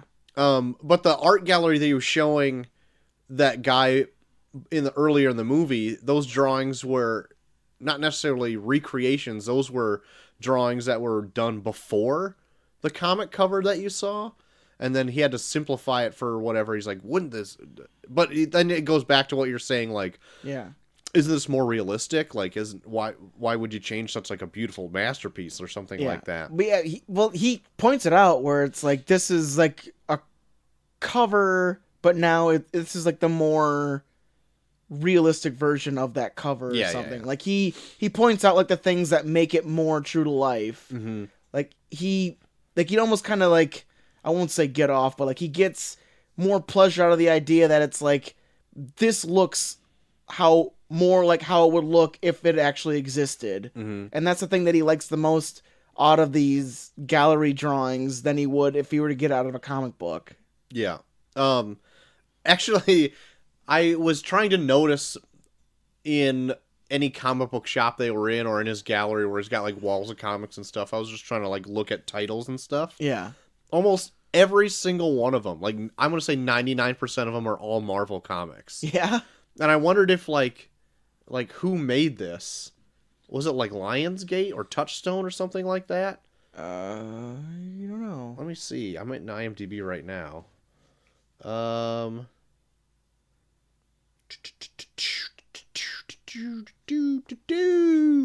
don't know who made this. Doesn't say. I can't find it anywhere. But I just wondered if it was like something that. But in 2000, Disney wouldn't have owned that kind of stuff anyway. Maybe. Anyway, who knows? I was just wondering like if that was like a thing where. Yeah. Nobody else wanted to participate in something like that. Anyway, fun deal. Saw like a few covers of Namor and the Avengers in there. Oh my. Fun stuff. Fun little Easter eggs. Oh my god. What I also found cool too on first few viewings of this is that because it came out in 2000, the only real comic book movies that we've had are like maybe the X-Men and Blade. Yeah. Obviously Blade. Of course, Blade. Don't you, Dave? If Dave's listening, he's gonna fucking maybe Blade. Yeah, I'm surprised you didn't crash the window when we said that. He's like the Kool-Aid man for Blade. You guys watching Blade? You wanna? Got it popped in right now. You guys want to check it out? Blade? So on first watch, even though it is like laden with like comic book paraphernalia in it, I didn't, I guess, expect it to be like a straight like superhero origin story on first watch. Yeah. And even like after, because I think I saw this in the theater. I can't remember. But then I definitely saw it on DVD and kind of forgot that and remembered it again. I'm like, oh yeah, this is like just a superhero origin story. Yeah. And it kind of comes out of nowhere, and it can kind of trick audiences into watching this type of movie. Yeah. Because it is taken like with a more serious tone. Yeah. It just happens to have these fun elements just sprinkled in. I think that's the thing about the Shyamalan-iverse that I'm more interested in, is that it feels like a more true-to-life world. Yes. Where very few people are realizing that they are, in fact, these comic book characters. Right. But they're dealing with, like, very real-life situations. Right. I mean, the only real... Like, even David Dunn, when he realizes he has, like, quote, superpowers... Yeah. It's not anything, like, way out there. No. And, like, the only thing that's, like, kind of makes a jump is that he could kind of, like, mentally tell there's some, like, bad people out there. Yeah. That's the kind of jump you have to, like, the biggest jump you have to kind of make in the movie, I think. I know. Like... And I don't necessarily hate it, because I remembered that. And I was like, oh, I don't know if I like that or not. But then watching it this time, I'm like, that's not so bad. Yeah. One of my things about this that I'm kind of stuck on is that I'm not too sold on David Dunn and, like, how he, like, comes across, whether or not he believes he is, like, super powered or not. Because I feel like the movie really is, like, trying to juggle with whether or not to portray him as someone who's hiding that he's a superhero or someone that doesn't realize he's a superhero. Because it feels like it goes back and forth a lot, where, like, you're kind of like left to believe at certain points, like, oh, well, he's just now discovering he has these powers. And then there's other points where it's like, well, he knew he had them all along, he just decided not to tell people. But then the movie never really tells you which side it is, where it's like, so did you hide it, or did you just forget? Or, because there are scenes where they show, like, and it's like scenes in his life that he should fucking remember, but it's like he just kind of decides to not remember, or like he just blocks out of his memory. I don't know, like... See, I took it as, like, he never even realized that he has these abilities. And Motherfucker rips a car door off of a car. I know, but, like, you hear stories about, like, mothers lifting up cars off their kids. That's no different. Yeah, but I don't... It's just... There's so much shit where, like, it should have probably struck him way faster. And it's just... The movie kind of plays with, like, oh, he's hiding it. Oh, no, he's... I don't think it plays with that at all. I'm pretty sure, like, 100% that it's, like, you're finding out as he is finding out that he has these abilities. But then they even, like, kind of, like... They play up the whole thing where it's, like, where he fakes the injury to get out of being in football. Like, he almost kind of lies to himself about that, where it's like, so... Did he convince himself he's injured? Is he hiding that? Like, you never really... Even, like, the sick days, like, I could probably pinpoint, like, days when I'm sick, and then it takes him a while to be like, oh, I guess I wasn't sick. Like, I don't know. Like, it's just, like, small things here and there where I'm like, maybe, but it's kind of a stretch for me. Okay. Like, I think it's maybe a bit of a stretch for me to, like, think that, like... he never realizes he's never been sick before. Yeah. But, like, then I was trying to think, like, when's the last time I've been sick? And, like, I don't know. But I know I have been. Yeah.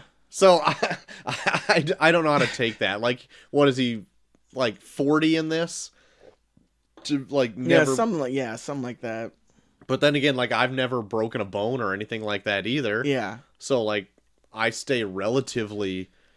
unharmed. I mean, yeah, you kind of brought me around to the whole like him ripping the car door off and like where like if you have adrenaline, you can do crazy things when you're pushed to that point. And but I don't know, there's like maybe things, I don't know, like it's just there's like certain things where it's like it takes him a while to like kind of like discover things where it's like you didn't know you had that.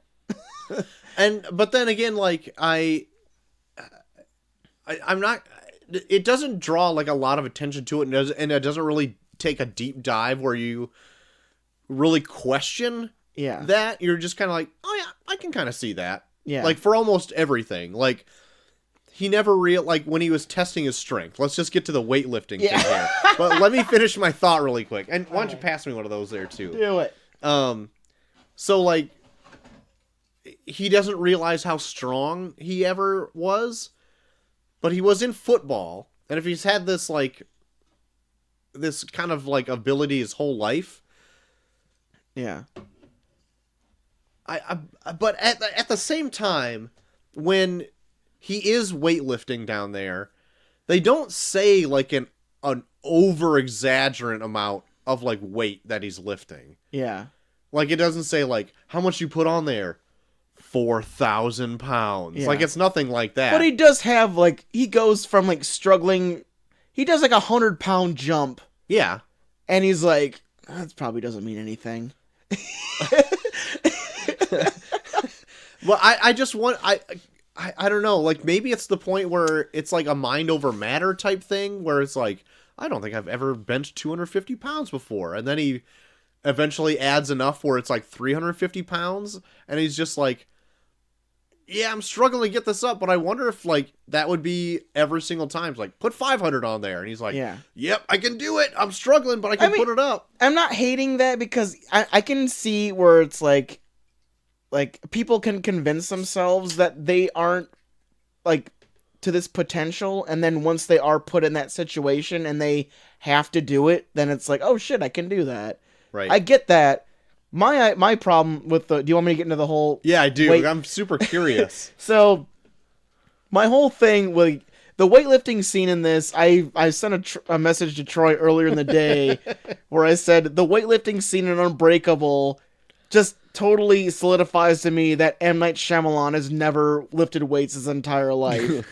Because, first of all, Bruce Willis gets up to 350 pounds lifting weights, and he's using, like, a fucking, like, weight set that's, like, very, like, low key, rudimentary. It's made for like like those like really shitty ones that you would buy like at a garage sale or like a Walmart with like the with like the fucking like the shitty leg presses where you put the fucking plastic weights on it and you're like, oh look at me, I'm working out and shit.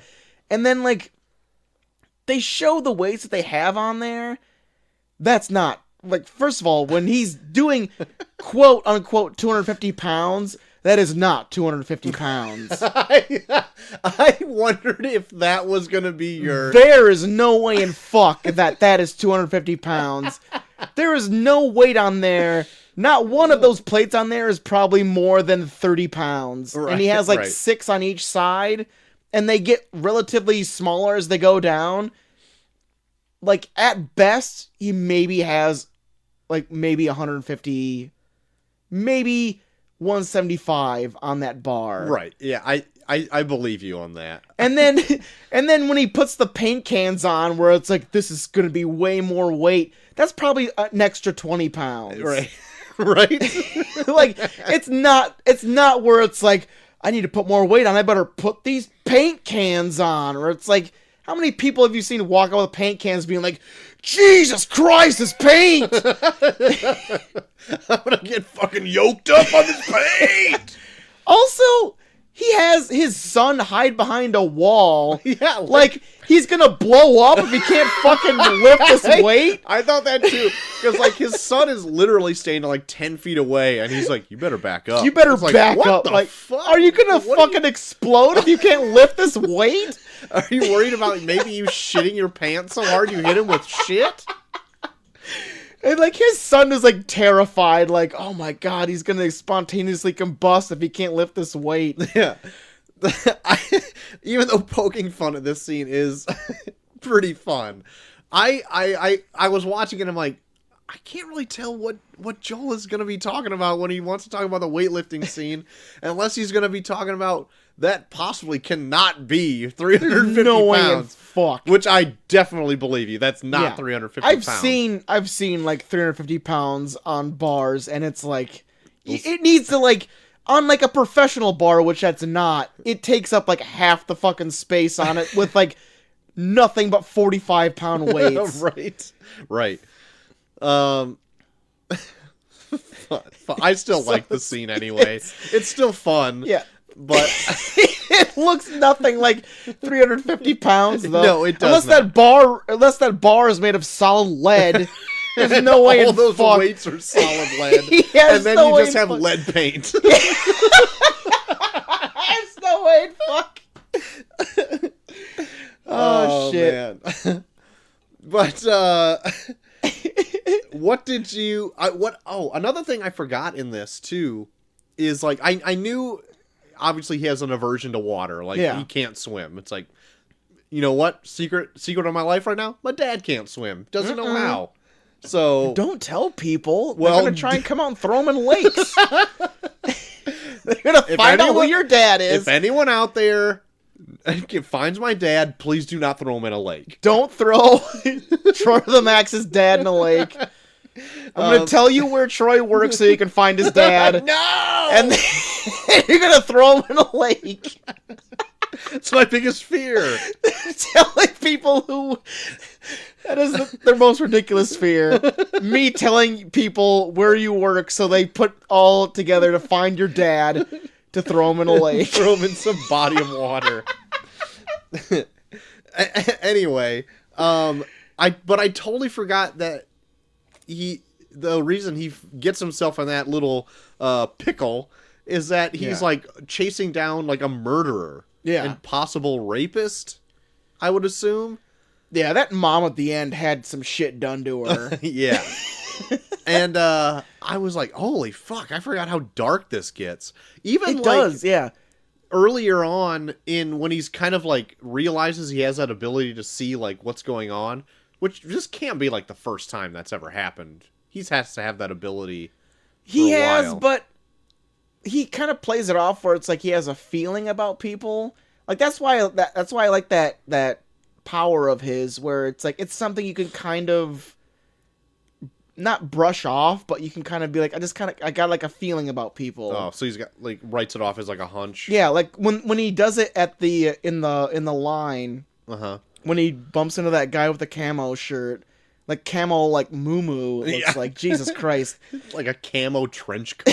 It's the ugliest thing ever. To wear to a fucking like football game. Yeah. It's the weirdest fucking thing. Yeah. But when he like bumps into him and then he fucking like has it where like he like the guy like pats down people to like make sure he doesn't get in with like a gun.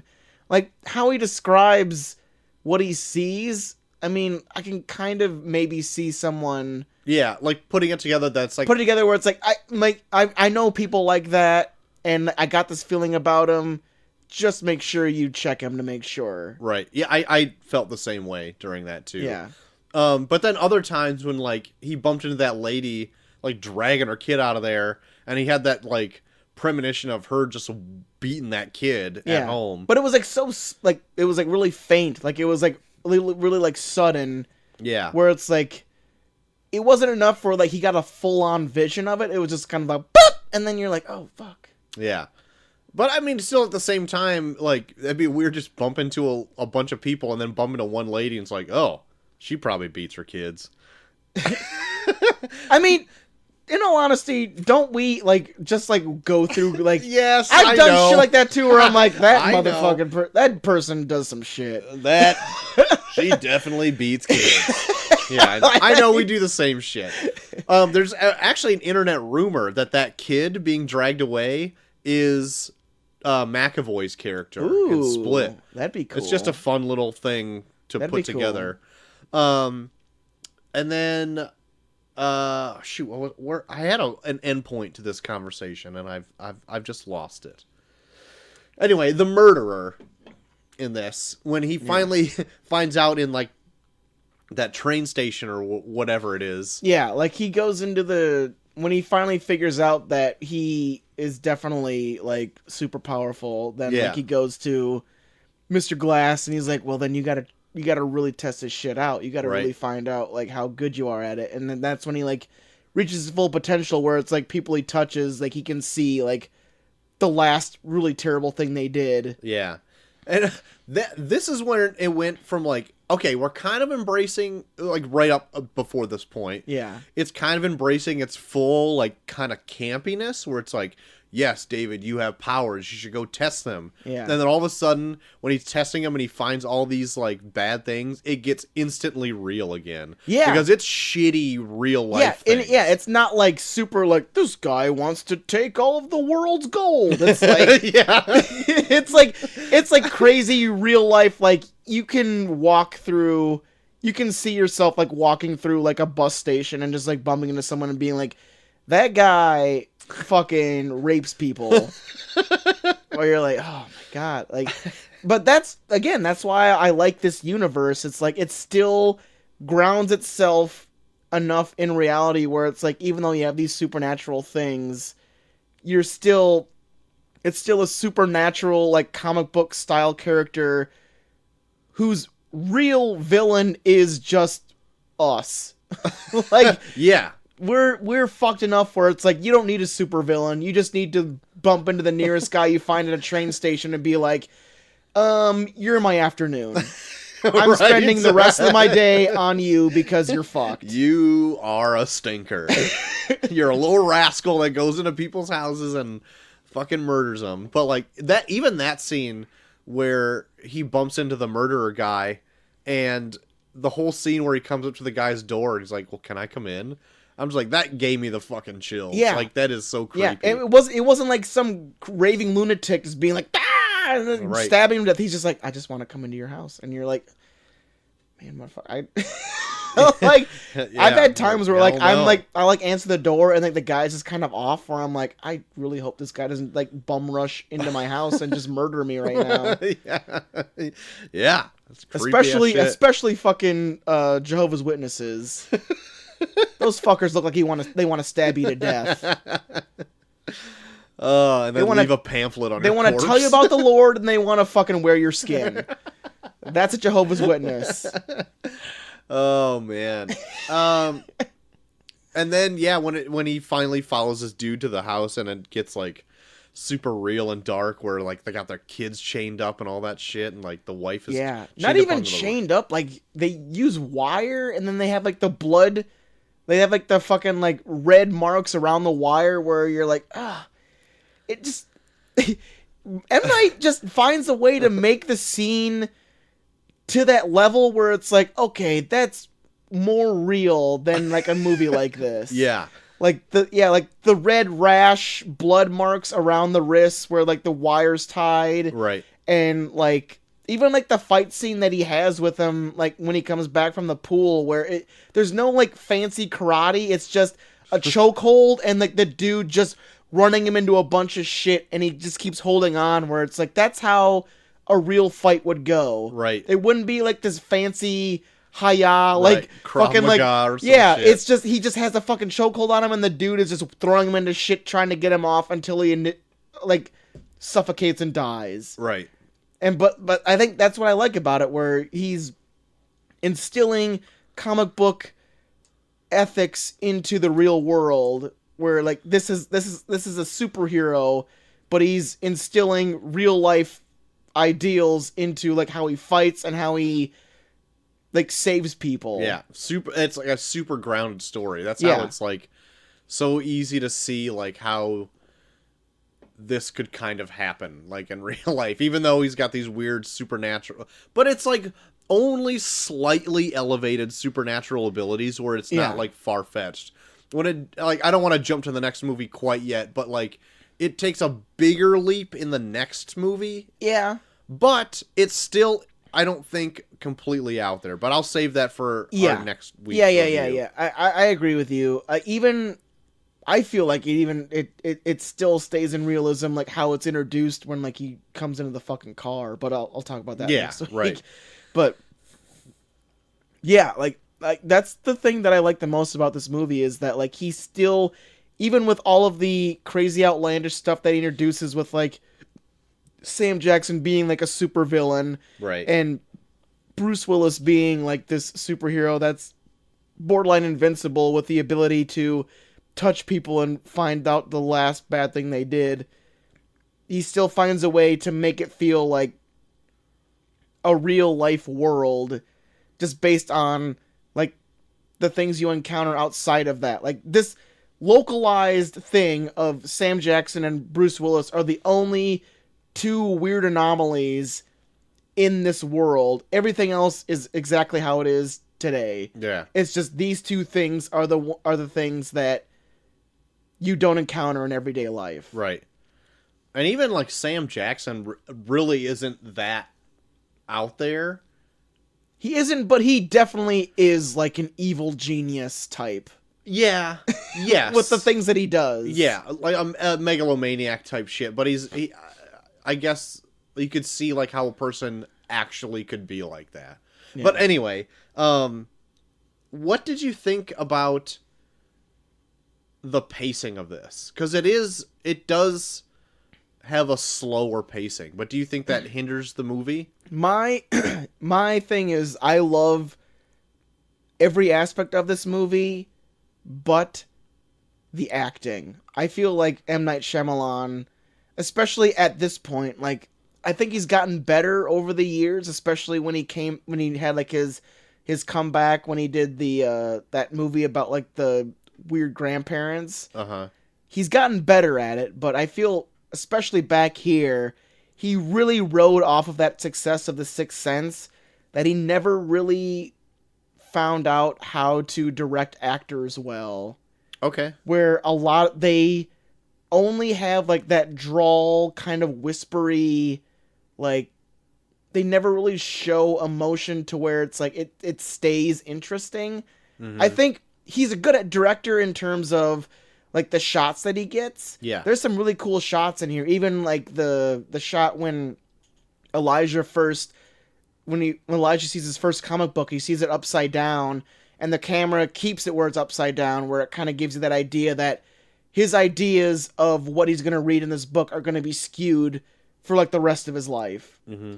Like I like that stuff. I like when Bruce Willis is having that conversation with that woman in the train in the first scene and you're seeing it through like the eyes of a kid, where it's like he's looking through like the crease in the seat and they're going back and forth between the woman and Bruce Willis. Mm-hmm. Like I like small things like that. And that's all one big long take too. Yeah. I thought stuff like that was really cool. Like he's really good at getting shots and he's really good at I think he would even be really good at the pacing. It's just that he has no idea how to direct actors where it keeps the story compelling. Like he doesn't know how to like elevate certain characters to where it's like, okay, this is important, and then get to where, okay, now this is like more downtrodden. Like he doesn't know how to like play with the pitch of how a character acts. He just kind of keeps it droll the whole time. Even has scenes where it's like someone is talking at Bruce Willis and he just kind of like sits there and takes it, where it's like you could have easily like cut it and just put a fucking bald mannequin there and then go back in, and then he doesn't talk or doesn't move or anything. He just stands there and takes it, where it's like this is your main character. Like you're supposed to like get some feeling of his emotion throughout this, and he's a blank slate. A lot of the characters in this are a blank slate for the most part. Yeah, like I kind of agree with you that some of the characters came off droll, and even points that like I didn't believe like the performance. Yeah. Like a scene I'm going to bring up in just a minute here. But like is this the point where like Bruce Willis is just playing himself? Maybe, but I've seen Bruce Willis play. I don't think this is Bruce Willis. I think this is M. Night Shyamalan. Because even Robin Wright, like, Robin Wright is a fucking good actress, and she sucks in this. I thought there was some points that she was kind of droll, but I didn't hate her in this. I guess the one scene I wanted to talk about is like the scene with the gun at the kitchen table. Yeah. Like, I didn't believe any of that tension in there, and I thought all the line deliveries were kind of odd. Yeah. Like, to me, I just couldn't believe the scene, and I was kind of glad when it was over. But the scene is, like, actually based on, like, a real-life thing that happened to George Reeves, who played Superman, like, back in the 40s or 50s, I think. Yeah. He showed up at, like, a kid's birthday, and the kid pulled his dad's gun on him. And is like, you can't die because you're Superman. And George Reeves just shits in his briefs. Like, listen, kid, if you shoot me, it'll bounce off me and hit somebody else. So you should probably give me the gun. And, like, it happened in real life. Yeah. Like, in that one movie where Ben Affleck plays George Reeves, like, they play out that scene in that movie. Yeah. I don't know how good it is because I've never seen that movie. I just know that it happens in that movie or whatever. I mean, yeah, it's a cool scene, but it's just, I don't know. I feel like M. Night Shyamalan, he stumbled on to The Sixth Sense, where it gave him such success that he went on to make other films, but he never learned how to get a good performance out of an actor. Like, a lot of the success of The Sixth Sense rode off of that amazing ending. Yeah. And then going on to this, he didn't really... I feel like he should have gotten more training to just fucking know how to get a performance out of an actor, because I see a lot of this shit all the time where it's like these like crazy like quote-unquote art films fucking get like these droll-ass performances out of actors, and then they like kind of like try and play it off as like, no, it's artistic, where it's like, no, you just don't know how to fucking direct an actor. You don't know how to get the performance you want, so you just make everyone talk droll and, like, very monotone, so it's like a blank slate for, like, the story you want to tell. I believe M. Night Shyamalan is a great storyteller. He just doesn't know how to portray it through an actor or an actress. Because I liked this... The story the movie tells I liked, but I was trying to figure out why I was falling asleep while watching it, and then I came to the conclusion that it's just the actors don't know what they're doing in the scene to really put across that this is what they feel, this is what's going on. And so it's like, taking a scene for what it is, I'm bored, but the story as a whole, like thinking back at the entire movie, it's good. It just... it never sells itself to me through its actors. Just going by pacing alone, I never was bothered by the slow nature of it.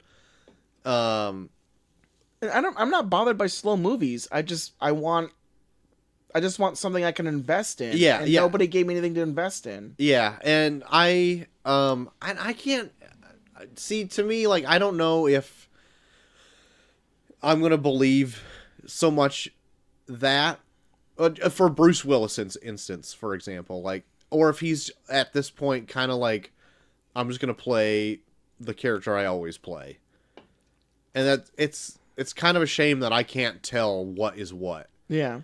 But with why am I blanking on her name? Robin Wright. Robin Wright, yeah.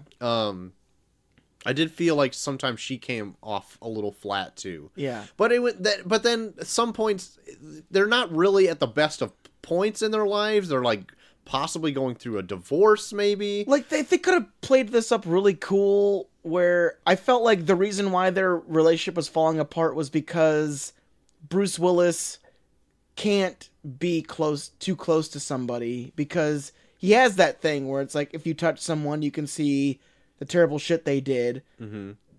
Where it's like, yeah, he loves her, but like every time because he even like, if you kind of like pay attention to the whole movie, like he kind of keeps his distance from her even when they're on their date. Mm-hmm. Where it's like he loves her, he just doesn't want to see the shitty shit she's done, and that's what skews his perception of her. Yeah. Like, he wants to maintain that love for her without constantly having to see what's the last terrible thing she did. Mm-hmm. And it's like, maybe that, like, he's at a point in his life where, like, he doesn't realize that he has that power, but, like, when he touches her and he's just like, I just have a bad feeling about you, that's what keeps that distance between them, where like, she's trying to let him in, but he won't let himself, because it's like, I just don't feel right about you because of this. Just speculation point. What do you think is the reason they're getting divorced? Is it just that he like resents not being able to follow up with what he wanted to do when he was a kid, and it's finally now just getting to him? Or do you think that Robin Wright's character actually did something for him to want to like separate, or what? I think him resenting her, I think that's her reasoning for why he's so distant, but I think the real reason is because when he touches people, he sees the last terrible thing they did. And because when he touches her and sees all this shit, like, a person as good as they are, they do shitty shit regardless. Yeah, right. There's things we hide from each other all the time that we don't tell anybody. Even like people that are the closest to us, there's still certain things that we hide from them. Mm-hmm. He can see it all. Mm-hmm. And even when he doesn't really realize it and he touches her and he sees it, like, that's just an image that he can't get out of his head. And that's what kind of like makes him distance himself from her. Mm-hmm. Like, even at the beginning, he wants to fuck that chick on the train. Yeah, and he even takes off his wedding band and sticks it in his pocket. And then, like, that's why he puts it, because when he shakes her hand to figure out what she's doing, I bet she's going where she's going because she's gonna cheat on her husband. Because he shakes her hand and says, "Oh, so what are you up to?" And she's like, "I'm married." He's like, "Oh, well, I'm sorry." Because she said it like she expected him to see her ring, but she's totally going to go cheat on her husband. And that's what he saw, because it's like, oh, well, I can get away with it. She's already in a relationship. I can just fuck her. We don't have any kind of emotional ties. I didn't take it like this. No. It's, from his perspective, if he were to come across a woman that's already married and is already with the intention of cheating on her husband, it's the perfect relationship for him, because he can have sex with her. There's no emotional ties, and then they have a reason to separate completely afterwards. There's no emotional strings that can tie back to either or. So that's why he keeps hitting on her after he shakes her hand, because he sees that she already has the intention to cheat on her husband. And then when she says, "Well, I'm married," and he's like, "Oh, okay, well, I guess I didn't see your ring," and she like acts offended she didn't see his ring. She didn't see her ring. Where it's like, that's kind of like his go-to. He goes on the train and finds people that he can kind of have an emotional tie to that can be cut off immediately because of the situation. Mm. That's what I saw that scene as. It's quite a theory. I don't see it like that at all, but... Well, you just don't watch cinema like me. I guess not. I don't extrapolate on opening scenes as much as that. But anyway, that's pretty much all I got about Unbreakable that I can think of. Yeah. Anyway, what would you want to grade this bad boy? Like I said, I thought the movie was interesting. I liked the way the story progressed, but again, I can't get over how like borderline terribly the actors are directed in this movie. I just can't. Even like Sam Jackson feels like he's watered down in this. Like, I feel like he could have gotten way more of a performance out of him if the director knew how to like harness that Sam Jackson-ness out of him. Like, even he feels like he's just kind of like tethered down a little bit. So I'm gonna give it like maybe like a lower end of a B, borderline B minus, because I just can't get over it. I like, it's interesting. It just doesn't stick out to me.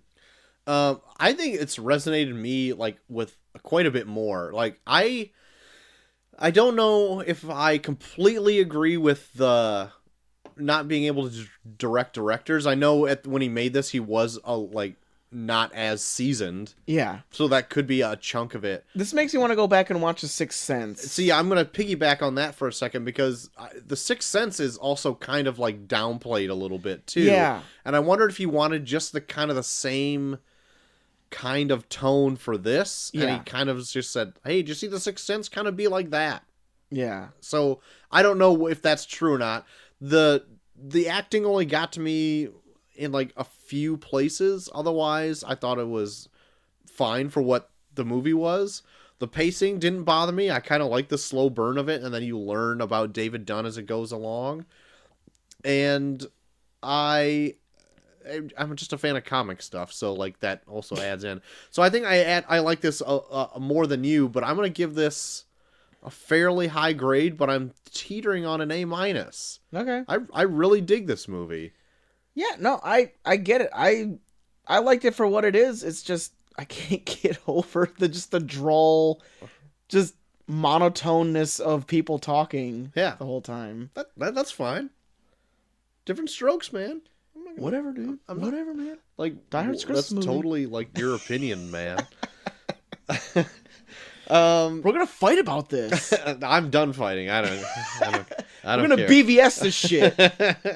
So there you go. A little bit of a discrepancy here between our fine hosts. There's a bit of a discrepancy. Yeah. I'd like to know what what's his name would think of our opinions. What's his name? The guy that did the email for this. Sean, Under an Anchor. Yeah.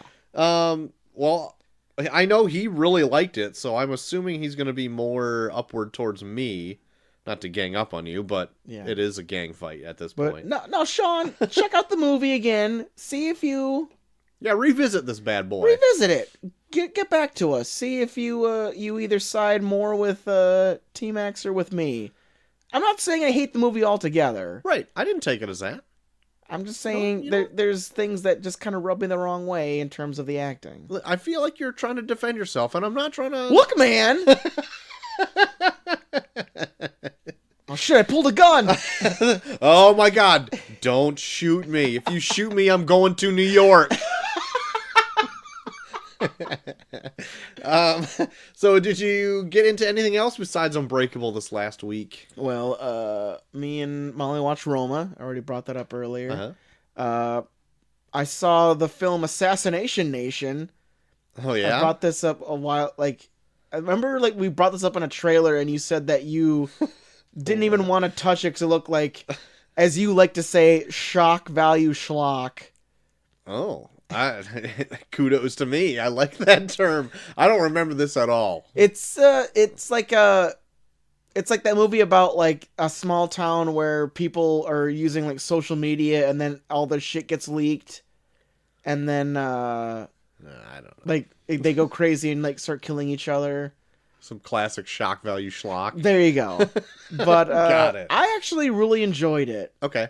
I would highly suggest checking it out. I don't even know, it might have made my list if I would have seen it before we did it last week. Oh but my! But I like what their take on it, where they really stress how the internet and social media lifestyle really changes how people interact with each other, even when it comes out where we almost kind of aim for the wrong people when people's information gets leaked, where instead of trying to actually figure out who the fuck is leaking this shit, we just look right at the people whose information got leaked and be like, you're a piece of shit. We're gonna keep reminding you you're a piece of shit until you kill yourself. Right. It's Jesus Christ. I mean, they're just living their fucking lives, man. Just, there's a scene in here where the principal has pictures on his computer of his kid taking a bath when she was younger, and they're like, what a fucking pedophile. He's trying to fuck his own daughter, where it's you're putting that on him? It's just a picture of his daughter in a bath. Right. Is it weird? Maybe, but it's not sexual. Right. But it's he wants to fuck his daughter, and they're like, shut the fuck up. But it's shit like that, and you can totally see people going to that now, where it's people are constantly dissecting. Anytime someone's shit gets leaked, people are dissecting it and drawing their own conclusions and already and already figuring out exactly who that person is based on like what they want them to be. And they really stress that in like a really like profound way in this, like to the extent where it's definitely like way overdone. Mm-hmm. But like I feel like especially nowadays you need to have that to be like, well, that would never happen. And then when you think about it, or it's like, well, I mean, maybe not. Like it's an over stylized version, but it makes you think like it needs to be something so over stylized that it almost draws it back to like, okay, maybe, yeah, it could happen. If, just to go on a little tangent here, if you listen to the podcast I do with my wife called Charm Type, which everybody should. It's a fun little family podcast about our lives, and it's about only 30 minutes long, and it ends with a fun song every episode. But anyway, I brought up that I am going off Facebook for a while. Yeah. I took it off my home screen even, so I don't even have the option to do it. The only time I opened it up today was to show somebody a picture of my daughter. But that was the only time I went on it today, and I don't feel like I missed anything, really.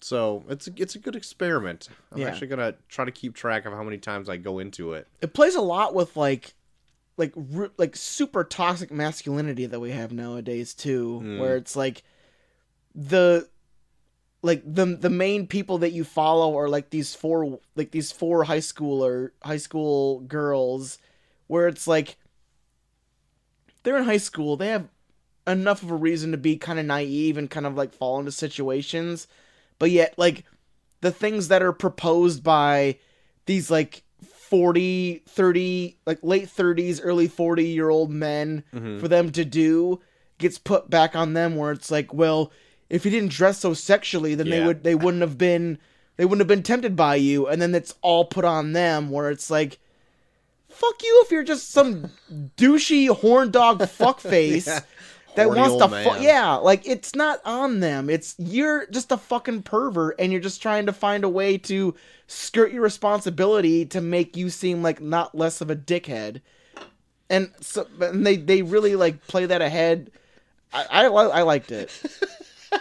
I have opinions. Nation. I have opinions. I fucking hate people. Oh, brother. So, what can people watch that on? I rent the disc. God damn! Your fucking discs. It almost is bothersome to me at this point. The discs, man. The discs, but it's streaming. You can watch on Amazon and shit if you rent it and stuff. Fair enough. And you won me over on that. One more thing. On HBO, they have the movie Pirate Radio. I never saw it before. Molly loves it because she saw it in theaters when it came out. That movie is fun as fuck. I want to say I really wanted to see that when it was advertised, and I never got around to seeing it. It's mostly a British cast, but it's got Philip Seymour Hoffman in it, and it's about like there's a period in like the late 60s where Britain was being like super stingy and only allowing radios to play an hour of rock music a day. And this was like when like the Beatles were coming out and the fucking Rolling Stones, and like Britain had the British fucking invasion. Yeah, the Britain had like the best fucking rock scene in the world, and their fucking government was being like pretty much with their white wigs and yeah. So in order to make up for that, these ships would park off the coast of Britain and broadcast their own radio stations where they could get away with anything. They would say fuck and shit all the time because there was no restrictions to it because they were like in like foreign international waters. Pretty much. Yeah. So like it's kind of like the story of that, and there's not much of a plot to it, but it's just a fucking fun movie. Okay. And the soundtrack is amazing. Is it? Okay. Yeah. Like when we get off, I'm gonna fucking play a song for you. You're probably gonna play it for your Charm Type thing. Oh, I hope so. Because it's a fucking awesome song. Great. But the whole fucking, it's just all of that late 60s, like early to late 60s music that's just fucking awesome. It's the soundtrack. And they play it nonstop throughout. And it's a fun fucking movie. Nice. And it's on HBO for free. Oh, there you go. No disc. No disc! What else have I been into? I don't know if I ended up watching what we're going to be reviewing for Monday. Yeah. So that's fun. So I'll get into that on Monday, so you'll hear about Monday. But otherwise, I don't think I've been much into anything else that I can think of. Macy has a new obsession of watching Boss Baby. I heard about this on your guys' Charm Type. Oh my god, Boss Baby fucking sucks. You know what? February needs to come around sooner rather than later so we can get her stuck on Paddington. Oh my god, if only she liked Paddington more. She was not interested in the live action stuff. Like, the bear looks real enough that she's probably... That's a real bear. I want to see animated babies. But, like, I should try to record her someday and play it to see, like, how adorable she asks me how to watch stuff. Because every day I'm like, okay, Macy, you were a good girl today. Do you want to watch something? Coco? Like, you want to watch Coco? Baby. Oh, you want to watch Boss Baby? Yeah. And I'll put on Boss Baby and I'll go do something around the house and kind of peek in and see if she's still watching. She usually is, standing an inch away from the TV. And then I'm like, okay, I'm going to make dinner. Do you want to watch something else? You want to come eat? Coco. Oh, no. You want to watch Coco? Baby. I'm like, no, we already watched Baby. Elmo? You want to watch Elmo? Baby. No. Oh, no. We're not going to watch Baby again. Coco? And it's like, oh my god, I'm stuck in a fucking Black Mirror loop. So regardless, the options pop up on the bottom of the screen. Coco or Baby? Elmo, Baby. So anyway, I'm not even joking. When she realized Boss Baby was a thing, we probably was on 9 times over the weekend. Oh my god. It was hard. We need to do an extra episode on Tintin. We'll see if we can get her stuck on Tintin. Okay, that's fine. It's animated, right? It's animated. So maybe she'll be into it. We'll see. Oh my god. Fucking Boss Baby. Motherfucking Boss Baby. You know what also pisses me off, too? So, Boss Baby has a Netflix series. Yeah. Like an after Boss Baby. But have you seen Boss Baby? No. If you've seen Boss Baby, the series makes no fucking sense. Because it can't continue after the movie. Spoilers for Boss Baby. He retires from being Boss Baby. And becomes a kid? And just becomes a normal kid. Becomes Boss Kid. Boss Kid? No, he just becomes regular Baby. Like a little brother. And so the Boss Baby story cannot continue. Is it a prequel? No, because it can't be a prequel. Because the whole Boss Baby story takes place... within like a week's time, and you get to see all of it. Like, they're chummy in this series. They are not chummy until the end of this movie. The brothers, the brother and the baby. It's not like the Beauty and the Beast sequel where it takes place during Christmas. Maybe, but fuck that. You know what? Just suck on it, Boss Baby. You stink. DreamWorks. I don't know. It's not another Boss Baby? Maybe another Boss Baby comes down? It's not another Boss Baby. It's just... Anyway. I'm going to make this work, Troy. That's swear what to God. You can't. I'm going to go home and do my research it's all and come broken. back to you with a report. Go for it. Please do a deep dive into Boss Baby. Do it. And just fucking lose your fucking mind. You didn't get it, Troy. I don't care at all about Boss Baby enough that every time I put it on, like, I'm not paying attention, and I'll come into the room and be like, this is in the movie? Like, every single time I'm like, I don't remember this. And it's the same movie every time. Two people fucking in Boss Baby. I'm like, God, what is going on in this? I don't know. Someone's getting their dick sucked in Boss Baby. Anyway, that's all I've been into this last week. This sucks. You just have no idea what your daughter's watching. You just put on Boss Baby and you walk in. There's 2 people stabbing homeless people while they fuck in Boss Baby. Oh shit! I accidentally put on Bum Fights. Why does Netflix have bum fights in the kids section? Why is Boss Baby eating a live gerbil? Anyway, that's it. I've been into nothing else besides Just that. Boss Baby. Well, JT, if people want to try to get on your side to convince me that Boss Baby might be right, the right thing for my life at this point. Hashtag Boss Baby is right. Where could they do that? They can find me at Bucky for everyone on Twitter, so Bucky for everyone on Instagram, and Bucky on Snapchat. I don't think I said a word there, but it was all one word, really. Yeah. You can find me at Short of the Max on Twitter. You can find us both at Review Pod on Twitter. All of our new episodes are uploaded onto Facebook.com/reviewpod, as well as our hosting site, reviewpod.podbean.com. My mustache stuck in my beer. I saw that whole thing. It sucks, dude. It's a real problem for people that have mustaches. If they're like long mustaches, your mustache will get stuck in the tab of your beer, and it will pull out, and it will hurt. Our mustachioed listeners out there, hit them up on Bucky for Everyone. It sucks. Let's vent together. Start a thread. Let's vent together. You can also find us on other platforms such as Stitcher, Spotify, Google Podcast, Alexa devices, YouTube, all that kind of stuff. If you listen to us on an Apple product, which people are prone to do, you can listen there and rate and review us, because if you like the show, that helps other people find the show.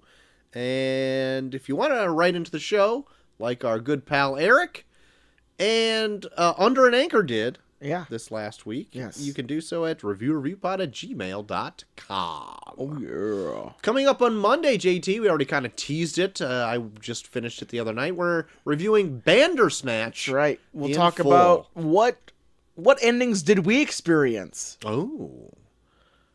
Curious. I'm also curious. What road did you go down, Troy? Oh, well, we will find out on Monday, won't we? Yeah, there you go. The Choose Your Own Adventure episode of Black Mirror on Netflix called Bandersnatch. We're going to be talking about it in full on Monday. So use the weekend to find as many endings as you can. Yeah, I read up on some. I'll get into it on Monday. Okay. I feel like I just want to jump into it right now, and I can't do that. Okay, well, we're going to do a giant episode. So here's what happened to Bandersnatch. But is that it? Is that all we're doing? I think so. Yep. So and then Thursday. Oh yeah, we're doing Split. Yes. Still trying to find a way where you don't have to buy it. Yeah, it's for some reason you can't rent it, and it's being dumb. We're probably going to have to buy it. It sucks. It's fine, but, whatever. I bought Punisher Warzone, so, I mean, it's not going to be the worst thing I ever bought, so we'll see. Yeah. So, anyway, it could be... Split, and then leading into our review of Glass, which I heard is a mess. Some fun shows. Maybe we'll be surprised. Anyway, we'll get to those in the future. We'll get to those, yep. All right, so up until Monday, where we're coming at you with Bandersnatch, and we're continuing our Shyamalan-iverse into Thursday with Split. Yep. I've been Short of the Max Extreme. I am JD3K. And we